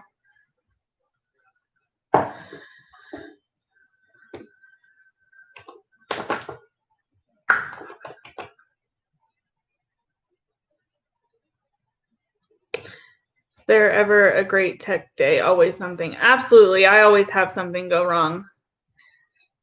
You think she wanted to get sued? You know, as weird as that sounds, like it's given her publicity. It's gotten her name like out there. And I'm sure at some point it may end up in mainstream media. I mean, with the election that was going on, like a lot of this stuff wasn't put out into media. Like everybody was trying to have coverage of the election. And I know at one point, the fact that Tati's business partner has made it into mainstream. So I'm sure it may only be a matter of time before the fact that Tati is suing somebody might be in mainstream. Again, it might not though, because if we really want to think about it, like maybe mainstream doesn't want to pick it up because it's like, oh yeah, the person who broke the story, because then it's giving her the clout that she wants. The person who brought this story to light is now being sued by Tati. So maybe larger media outlets aren't covering it for that reason. She's so detached. She is detached. She's detached from like life, I feel like. She is so consumed from what it appears. She is absolutely consumed by the internet. I don't know of anybody else who uploads 3 to 4 videos a day and then goes on live on multiple platforms in between and who is consistently and constantly tweeting and posting on both Twitter and Instagram. I mean, there's full-time YouTubers that we know of who cannot maintain that kind of schedule. I don't understand how she's able to do it. I have like one side thing going on right now, which I will tell you guys probably over this weekend what's been going on why I haven't uploaded any videos, because my attention's kind of gotten drawn somewhere else for a little bit. And I haven't been able to even upload one pre-recorded video for you guys. So I can't imagine how it is to juggle all of that. Emily D. Baker is going live tonight and talking about the Jeffree Star lawsuit, if anyone is interested. Ooh, do you know what time, Jakes? Because I would like to be present for that. She says she works 10 hours a day. I've heard her throw out different time frames on how, like, the time she's putting into her channel. I think it's more than that. I think she's underballing it, to be honest. Have you watched Emily D? Yeah, I have watched her most recent videos and like her premiere and then her live stream about the motion that was put in place. You're over the lawsuit already? Della, the reason I feel like some people aren't over the lawsuit is because some people didn't know this was going on and are like totally like shocked that a creator would mishandle something like this and the behaviors of a creator after something like this. I think people are like kind of consumed by it right now. And I'm not going to lie, I'm one of those people. I have tried to watch everybody else's videos about this just to see what everybody's opinion is, because I have my opinion and I know what my opinion is. But I want to know where other people stand, because some of us have been, and Della, I think you're somebody who's kind of been around for a while watching Katie, to kind of see all of this happen. It's just kind of like, we tried to warn you type thing. You'll be there for the Jeffree Star lawsuit. So I saw bits and pieces about the Jeffree Star lawsuit, about the Anna Nicole shade. That's about all I know, is that it has to do with the shade of lipstick and that her estate is suing him. I haven't read the actual lawsuit or anything about it. So I think being in that live with Emily where she breaks it down will be far more informational for me to know what's actually going on than me just reading it on my own and trying to dissect it. It's at 7. She's on her meds. They give her all the go-go. Well, I mean, I'm in Eastern, so it's in my time zone. Yeah, okay. So 7 PST or 10 EST. Okay. I'm imagine for Emily, like, while this suit with Without a Crystal Ball and Tati continues, people are going to anticipate she continues to cover it, which I'm sure she maybe knew ahead of time before discussing it, maybe not. But we can see how many people are interested in this topic. Yeah, you can send it to me, Jakes. We can see how many people are interested in this topic because Emily, I mean, I'm glad she's covering this because I honestly believe she deserves the following that she is getting. But she had 5,000 subscribers. And then because she decided to break it down, this specific case with Tati and Tati's partner and Katie and Tati and her husband and their business is why she has, what she's like, skyrocketed because she's covering this. So people are going to anticipate her to continue covering it. And I'm pretty sure she knows that. And she will continue to cover it. So it's not surprising to me that she's going to be covering something different, because you don't want your content just to be circled around one thing. But she will almost always end up having people ask about what do you know, or what's going on with the Tati cases.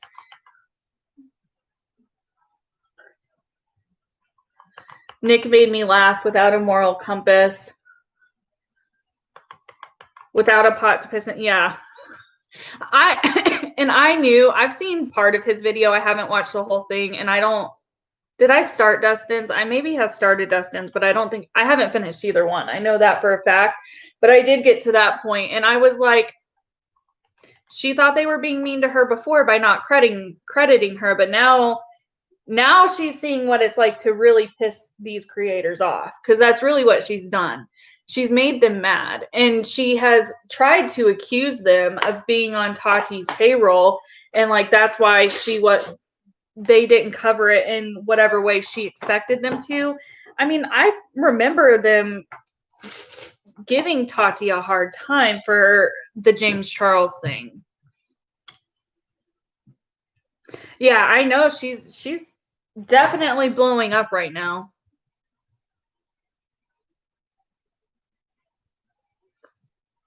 All proceeds of Anna Nicole's estate go to her daughter. Hey, Sonia.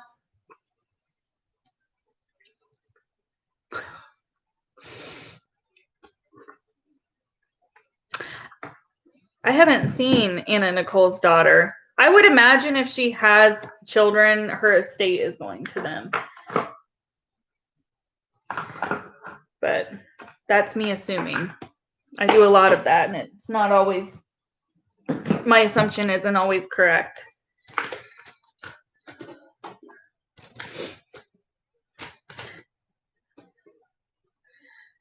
You have a new expression, you can't put the shit back in the horse. Yeah, from Emily. I heard her say that a few times.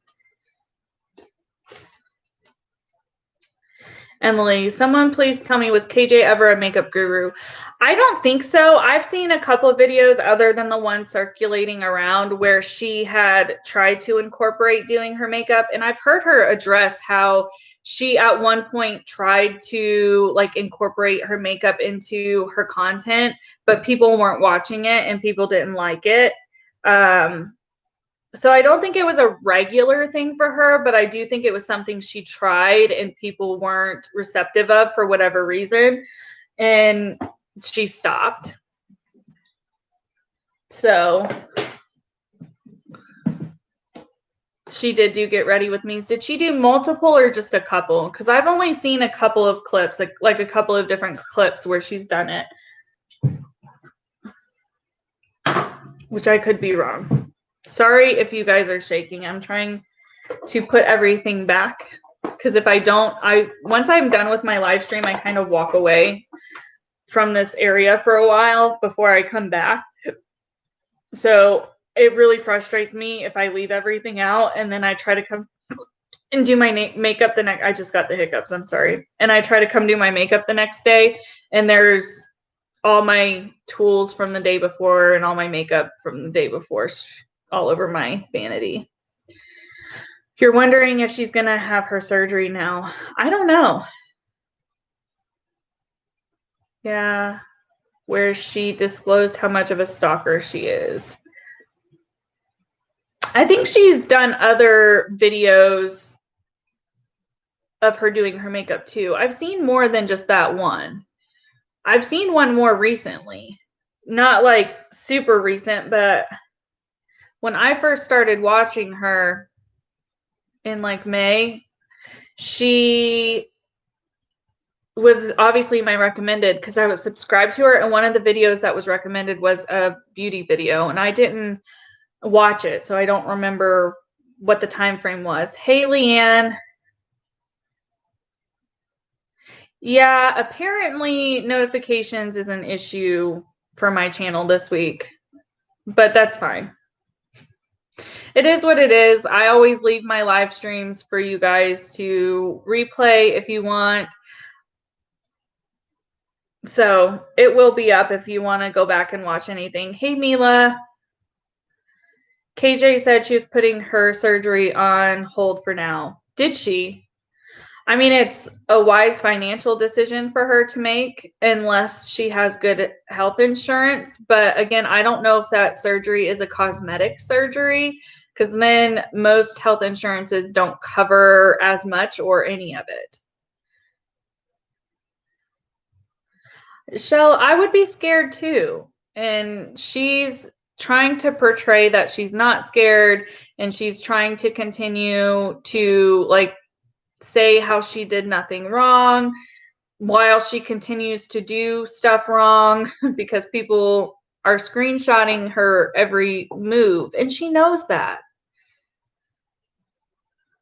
The first date of the trial is December 18th. That's what I thought. I knew it was in December. I just wasn't for sure on the date. Thank you for providing that. Piney apple scent. You got your Wednesday notification the next day. I mean, it's okay. It wasn't a big deal. And like it ended up being shorter, which I don't know if is a better thing or not. I would, yeah, John, I think that surgery would be considered cosmetic, but I don't know because she's insinuated it's something she was born with.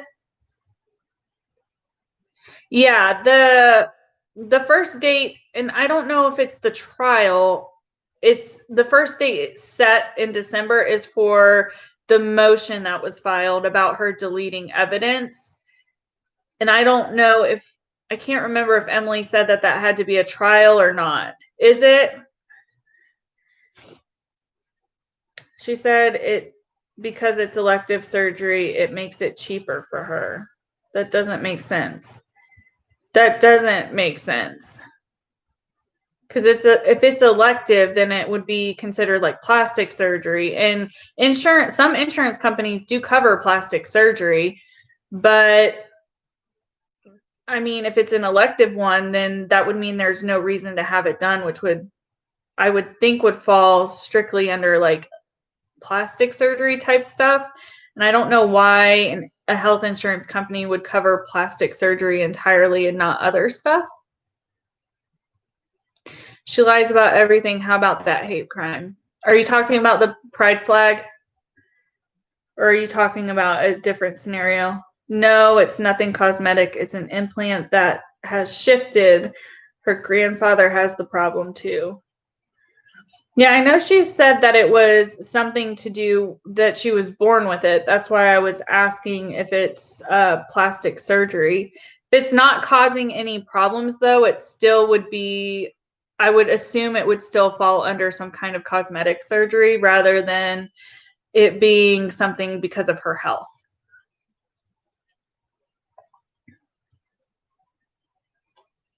So because it's elective, that means she's paying for it out of pocket. When a few weeks ago, she said it was a medically corrective surgery and necessary.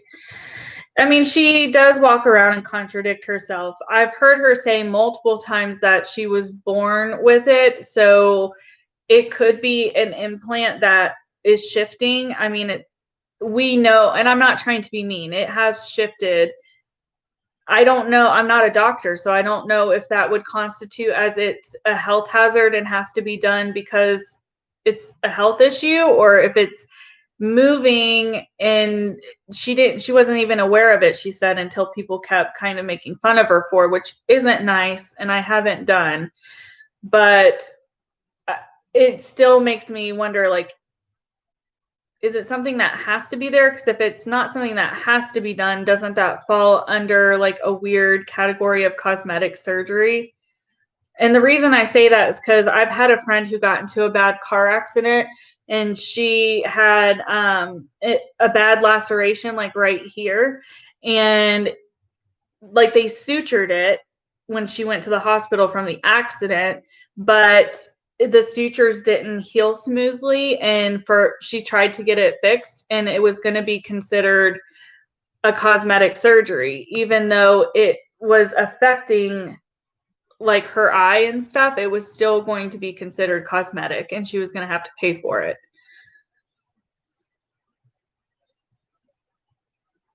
Yeah, it's the motion that was filed against her for deleting. Yeah. I think health insurance covers it if it becomes medically needy, like infections and such.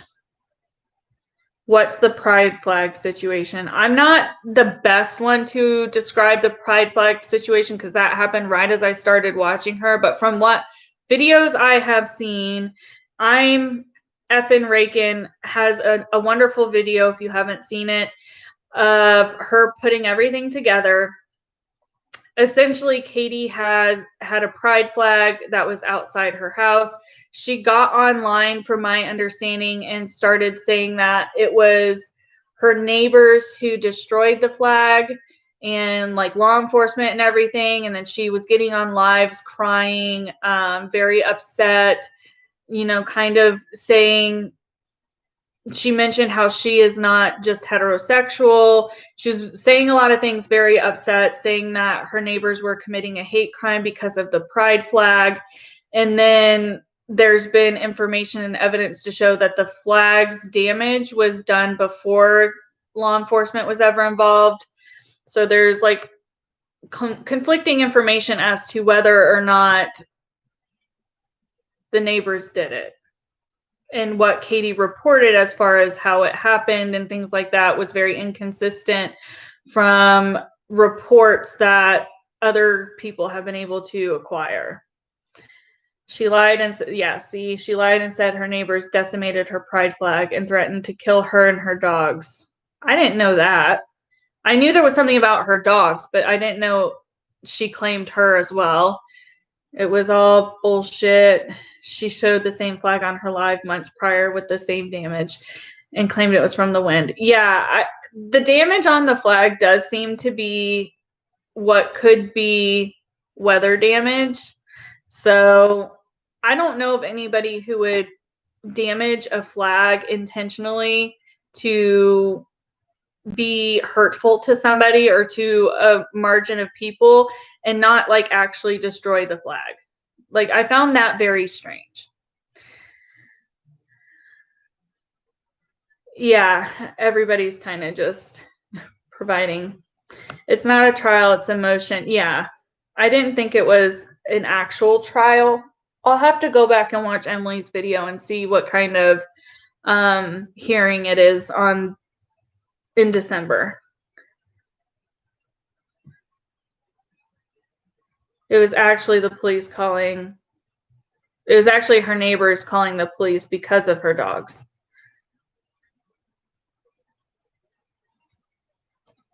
Yeah. It might. Oh, it's definitely on Reddit. I know it's on Reddit, and Reddit would have probably linked I'm effing Reagan's video. Hey, Bob and Carrie, how are you? She was just looking for sympathy. Yeah.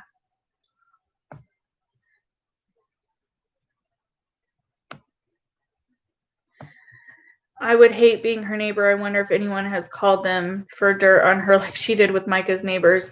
So allegedly, she didn't even talk to Micah's neighbors, although she put out the video insinuating that she did.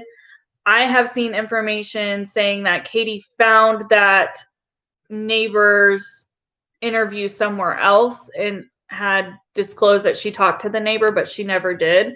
I don't know if there's any factual base to that, but that's what I have seen.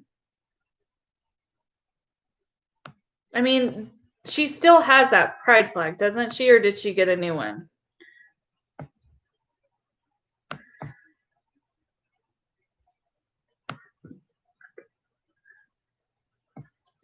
You saw the video. It's very contradictory. Which video are you referring to?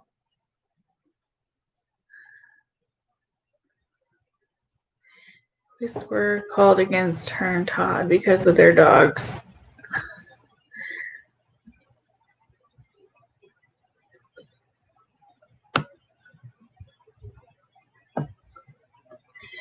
To reprimand her and her attorneys for deleting.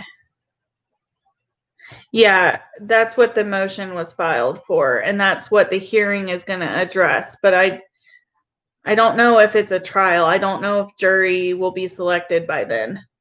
She lied. Yeah, I mean, there's been a lot of inconsistencies with what Katie reports and what actually happens.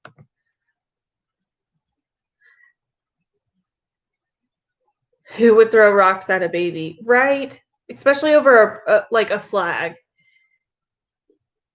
I get the symbol it was, but still, I don't think that it's going to amount to them throwing rocks at an infant.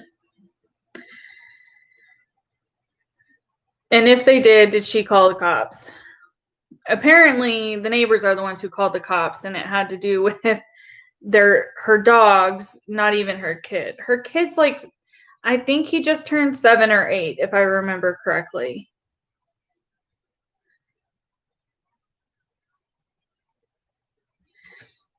Yeah. You think he's 8? Yeah, he probably is 8. I believe he's 7 or 8. Which, I'm not going to talk about her parenting, but what I am going to talk about is the fact that it's another way that Katie is contradicting herself is she has chosen to put her son's age out there and his name out there, which is fine. She has that right as a parent, I guess. So she chooses to allow her audience to know certain things. She talks about how he's medically fragile and some of his challenges at times. But if it's a video where she's in a mood where she doesn't want to talk about him and somebody asks how he's doing, she freaks out on them. And like she gets mad and she gets nasty and she's like, my son is off limits. And most of the time, it's people genuinely asking if he's okay. And she takes it the wrong way. So, in my opinion, if you don't want him to be talked about, then you shouldn't ever talk about him again. And I find it slightly disturbing. This is my personal opinion. I find it slightly disturbing the fact that she has continued to do that. And now that she is in hot water, she is trying to use that as a way to boost her platform and saying, my son's autistic, my son has medical needs. I've always wanted to be an advocate for him. Because historically, you have not wanted to be an advocate for him, because when people are asking about your situation and the scenarios and things that you face, you get mad at them and you block them and you delete them and you call them trolls when they are genuinely just curious if your son is okay. That is something that I haven't talked about, but I have not liked how she has tried to turn that. I talked about how her trying to say that she has always wanted to be an advocate and how that made me mad. But I haven't specifically related it to how she continues to try and utilize a very sympathizing and empathizing situation. Everybody, whether you hate Katie, whether you like Katie, no matter where you stand, I don't hate Katie. I just have issues with how she presents her content. But I have fair criticism for her. That doesn't mean I hate her, but she should not be restricting people and saying, you can't ask about my son, and then in another live stream talk about her son.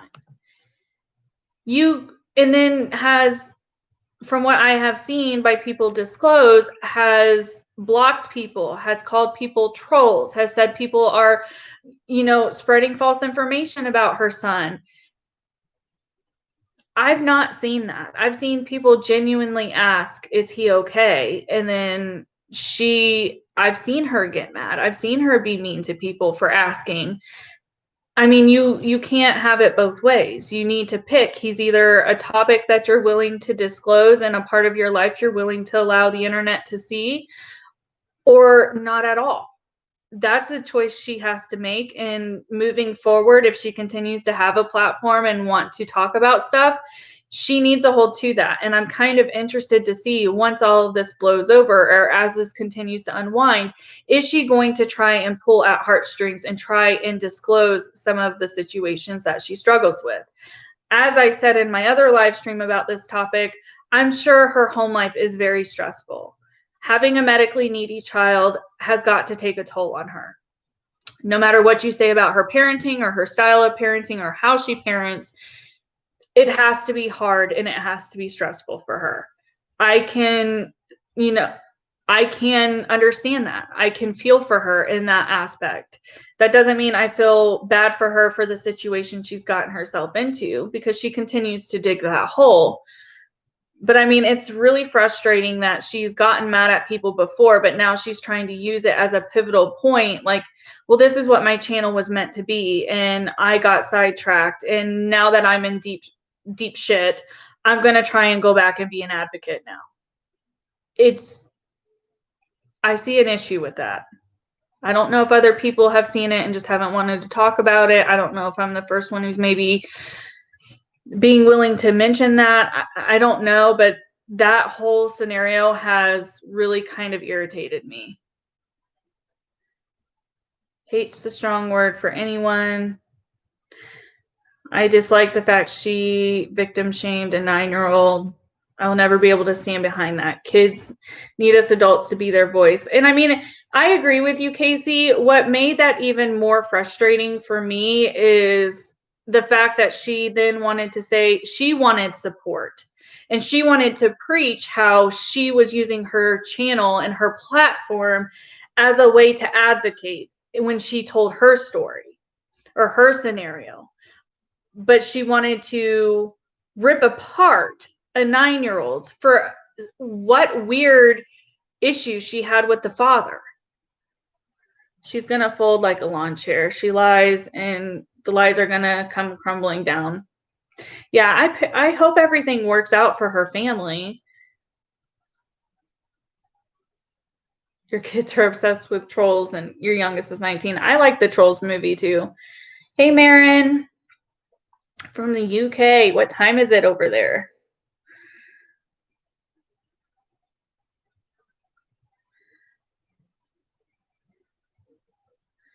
What is that? I also found her to be afraid of anyone who might first-hand have knowledge regarding her situation she reports on. She talks about the LDS church and things and got things wrong. She needs to be careful. Like, you can't spread misinformation about, especially religious stuff and political stuff. You need to be careful if you're talking about stuff like that, because those are very, very controversial topics. Yeah, the SL case blew a lot of people's minds.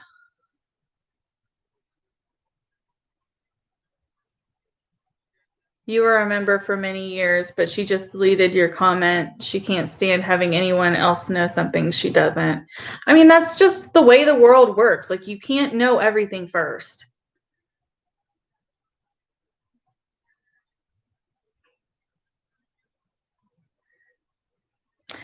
I think she does have recollection, Pippi Longstockings, of things that she's done. I think she just chooses to not acknowledge it on camera.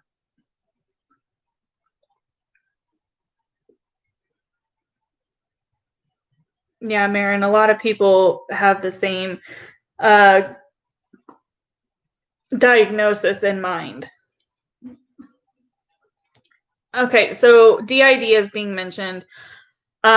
She does not have enough going on from what she has disclosed to us to have that disorder. If you're not really fully aware or informed about DID, there is a large community on YouTube who discuss what DID is and what having it is and what it looks like. I was very intrigued by that when I was in school and I was in abnormal psychology and DID was brought up. I started to watch different YouTube channels.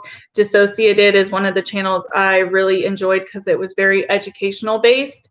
And I learned so much about what it's like. And, you know, what she experiences daily is nothing compared to what Katie would not be able to really function in the level she does online if she had DID, in my opinion. She basically calls out all organized religious cults, in your opinion.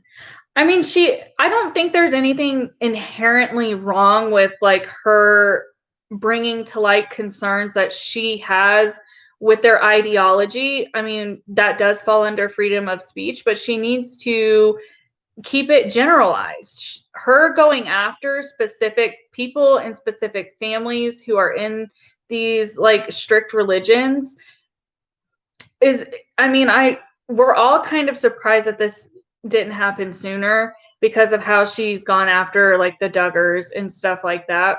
A lot of people are shocked that, you know, Tati and her husband and their company are the first ones kind of telling Katie she needs to stop. Exactly, Leanne. I hadn't even read your comment.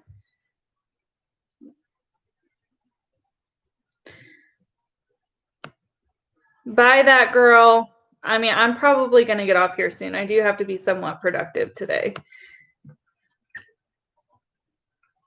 She's like your niece who has ODD.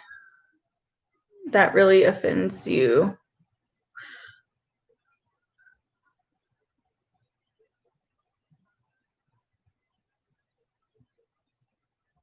I'm not sure what offends you, Jakes, or if you're being sarcastic. Sorry if I missed something.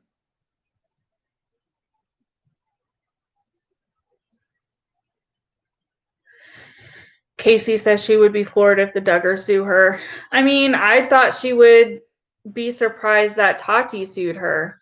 I really think she got self-confident is what I'm starting to think, because she put out those videos saying that she got a phone call and that she now knew for a fact that James Charles came into her DMs at the direction of the Westbrooks. From that point on, she felt that she was untouchable, probably by whatever information she was being told from her source. And if we want to go theorizing, a theory that people are saying is it's the partner who sued Tati. I mean, maybe Katie got confident, if that is her source, that, oh, Tati's being sued by her partner, so she's not even going to want to come after me despite all these cease and desist. Now's my time to say what I really think and how I really feel about everything and just get it out there, and did it, and didn't anticipate for them to not care that they were being sued by their partner and to go ahead and file a suit against her. Who are the YouTubers that you are connected with? I want to make sure I'm watching everyone. Christina, there's so many. I'm a huge supporter of Radiant Brit. Her and I are very close and have a similar content, as well as Charlotte. She moderates for me occasionally. Little Red, Sloan, the Dad Challenge podcast. I watch a lot of beauty channels. I watch Nick Snyder. I watch The Viewer's Voice because he has 2 channels, if you didn't know. I watch Dustin Daly, True Sleuth, Emily D. Baker. I've become aware of her because of her coverage of this, but her content is on point. 10 to Life is really good. Leslie Bass. I've not really watched Leslie. I am not interested. And this is nothing against Leslie or like Sherelle's World or people like that. I am not interested in watching commentary of reality TV. I don't watch a lot of reality TV anymore, so I don't want to engage in a conversation about a show I haven't seen, if that makes sense. So I haven't seen anything wrong with Leslie. I've watched a couple of her streams just to kind of understand what happened between her and Katie a year ago. Not that I'm trying to bring that up, but I watched her to figure out what was going on with that. She seems like a very sweet, genuine person from what I had seen, but I don't watch her content regularly. Peter Mon, I'm a huge fan of Peter Mon, a huge fan of Smoky Glow. All right, John, I hope your appointment goes well. Who else do I want? Man, I can just pull up my phones right here. I can see who's all in my recommended. Let's see. This is the wrong app. Bye, Claire. I'll be getting off here soon. Let's see. Somebody that I recently started to watch was Bruce Allen.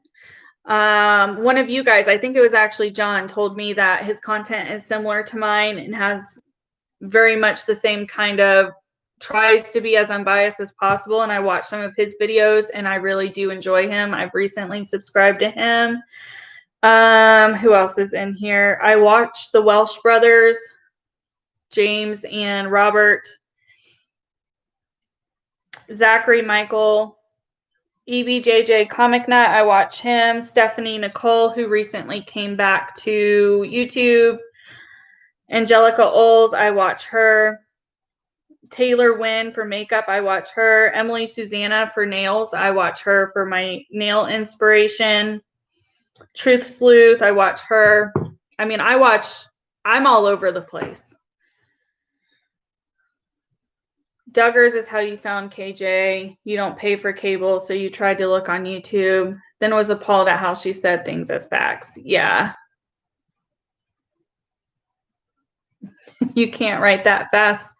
Yeah, once this video uploads, you can just fast forward to like the 2-hour, 15-minute mark, and that should be. Can I see who you follow? I don't follow everybody that I watch on different social media platforms.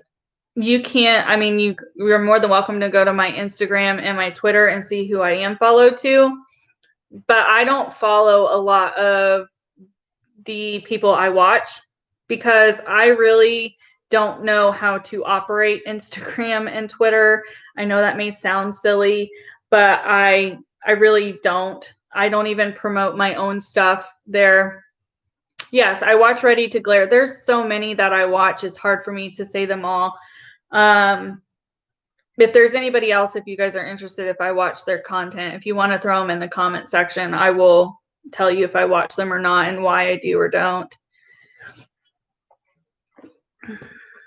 You're new on YouTube and addicted. Yeah, YouTube can be very addicting. I would advise, especially since a lot of places are going back onto lockdown and quarantine, to just be mindful of the amount of time you're spending online. I say that as I do a 2-hour and 30-minute live stream, so it's kind of contradictory, and I see that.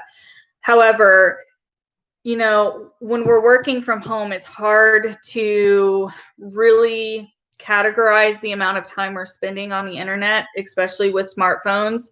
We need to be mindful that we're still living a normal life. We need to be mindful that we are still checking in on people, that we're still keeping relationships and friendships healthy, because it is easy to get wrapped up into a wormhole of being on YouTube or being on Twitter or being on Instagram or TikTok.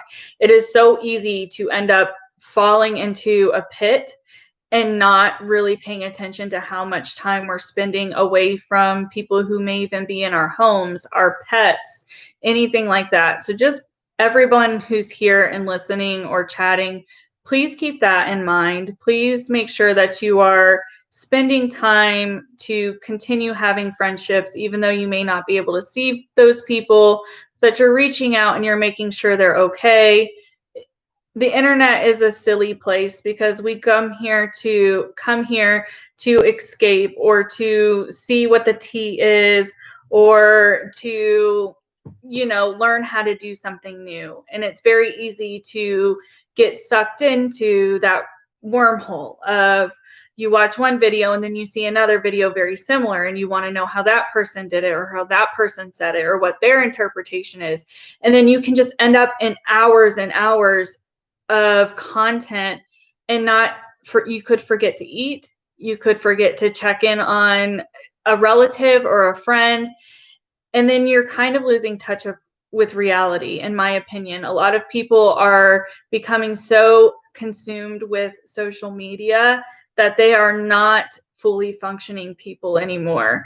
And I think as the years go by, social media may end up being, this is me just theorizing, but social media could end up being something people are legitimately diagnosed with as having like addictions to. Because if you can't pull yourself away to eat or you're forgetting to eat, that is going to affect your living and your functioning, which starts to fall under the category of having a disorder. So sorry for that, but it's something that I don't think enough creators are willing to talk about. And it may be something I film a video about because I understand that numbers of COVID are escalating right now and people are ending up like some of you have said in the UK where you're back in lockdown.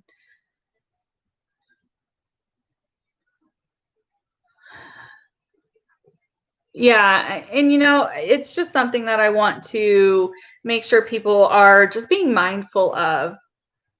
Yeah, your husband has to tell you to get off. And even for creators, like it really is hard to balance that life of, you know, wanting to make sure you're being that genuine person that you said you're going to be and you want to hold yourself to in maintaining content as well as, you know, working. For many of us who are working full-time outside of YouTube, I have really struggled with finding a good balance. And I have tried multiple times to hold myself to an upload schedule for you guys. And it got to a point where I just can't do that because I was starting to form patterns that I was able to realize, thankfully, that were unhealthy. I was coming home and just filming a video, not even saying hi to my husband. And then we were eating at like 9, 10 o'clock at night because I wanted to be true to what I told you guys that I was going to upload. And I realized it wasn't healthy. So that's why at this point, I have been going live more often because it's easier for me to do a live than it is to sit down, film a video, and although I'm terrible at editing, try to edit it and get it uploaded.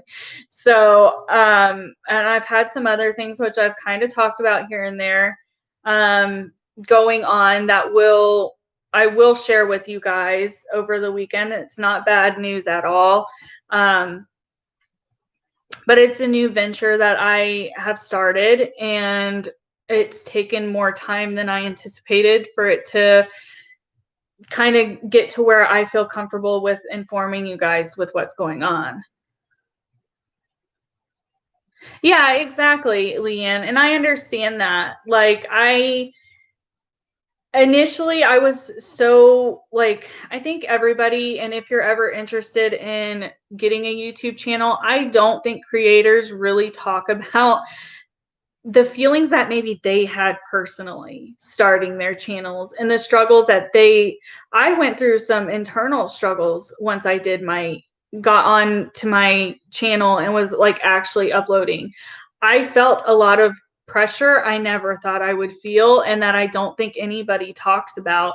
And maybe that's an idea for a video, just not to discourage anybody. I encourage anyone who is willing to get on here and talk about things to do so, but just be mindful that there's weird pressures you don't anticipate to face that you end up facing. The suspense is killing you. It's nothing bad, I promise. Can you imagine the people that have to watch videos that are very disturbing when reported? I've kind of gotten mixed information that maybe it's just AI that does that. You love my soapboxes.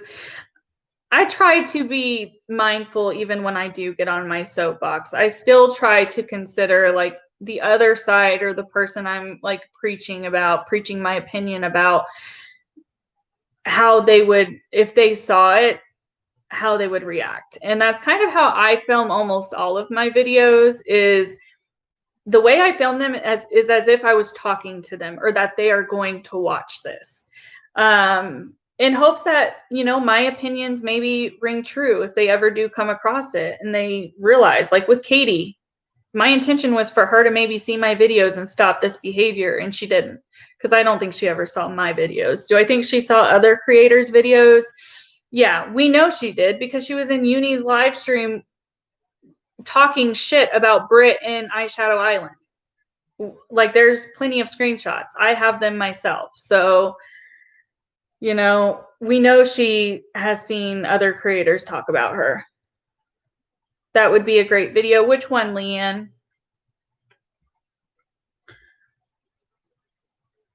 Yeah, Facebook is different. I think Facebook's operated a little bit differently than how YouTube is. You think it's far down the line? Probably.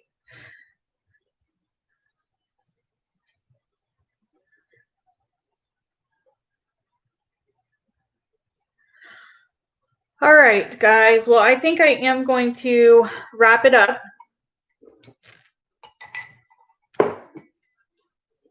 The pressure of YouTube and how it affects people. Yeah, I wouldn't mind filming a video like that. It's my intention today.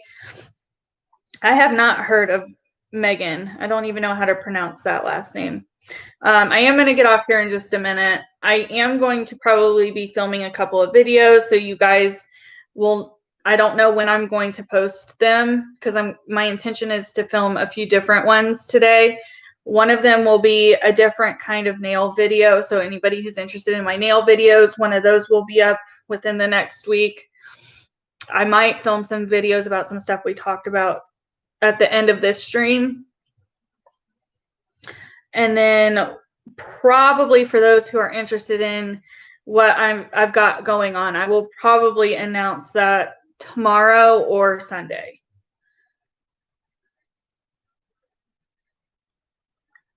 some creators are mean. I can't stand them. I understand that some creators aren't as nice. I'm glad that you enjoy to be here and to listen and engaging. That always means a lot to any creator who cares about their community, that you guys are continuing the conversation and engaging in the conversation.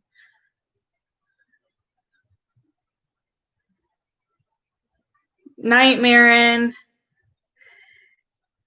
do BTS reactions. You will get a ton of views. Yeah, I know that I would not want to mess with their fan base, the ARMY. I would not want to. Yeah, I'm not doing this for money or anything, so I don't really care if people watch or if they like me or if they subscribe. I hope to continue to build a community, and I cherish and appreciate every single one of you, because that's what makes these conversations possible. But I'm not going to sit here and beg and force people to subscribe and all of that stuff. I'm not going to do that. But yeah, the BTS reactions, I would not do those. I'm scared of their fan base, to be honest. I actually really enjoy their music and their stage presence. Who did Tristan? What's his last name? He's a vocal coach. He introduced me to BTS like a year ago, and maybe longer than that, maybe 2 years ago now.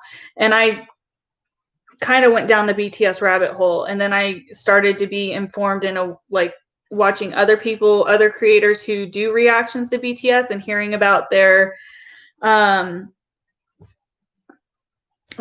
base, and it really is like kind of scary. You love K-pop in general. The only thing that frustrates me is having to read what they're saying. I like to know what the song's about before I listen to it, so I can hear all of the emotions in the, not just K-pop, but like any foreign language music that I can't understand because it's not in English. I try to make sure I know what's going on, but BTS's stage presence to me is on point. I really enjoy dancing, and they are very good at synchronized dancing. So I enjoy watching their performances. The only band you listen to is Iron Maiden. I appreciate you being here, Christina. I try to make sure everybody feels included. As I've gotten more people in my chats, it's been harder for me to dedicate time to every single person. And that's just something I'm trying to still balance. If you ever feel that you were trying to get my attention and I didn't address you or anything like that, feel free to DM me, especially if you have a particular question or you need resources from a Wednesday chat. I always say to go ahead and DM me either on Instagram or Twitter. I am open to you guys contacting me for any reason. I'm 30. So, I mean, the only thing that's weird about saying that I like any kind of like BTS, for example, saying I like BTS is their demographic seems to be aimed younger. And I feel like it's weird. But I mean, I do enjoy their stage presence. I think they're good at it. They're good at what they do. I live in Utah.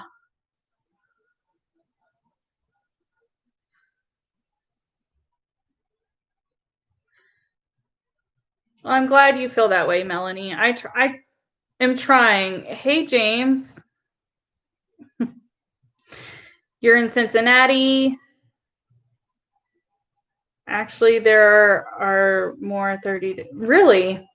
I mean, I can see their demographic being like that. I guess whenever you watch stuff on YouTube, it seems a lot of no, I don't think it is. It doesn't have a check mark verifying who it is. But even if it was, like, that would be cool, but I'm not going to act differently because a larger influencer is in my live stream.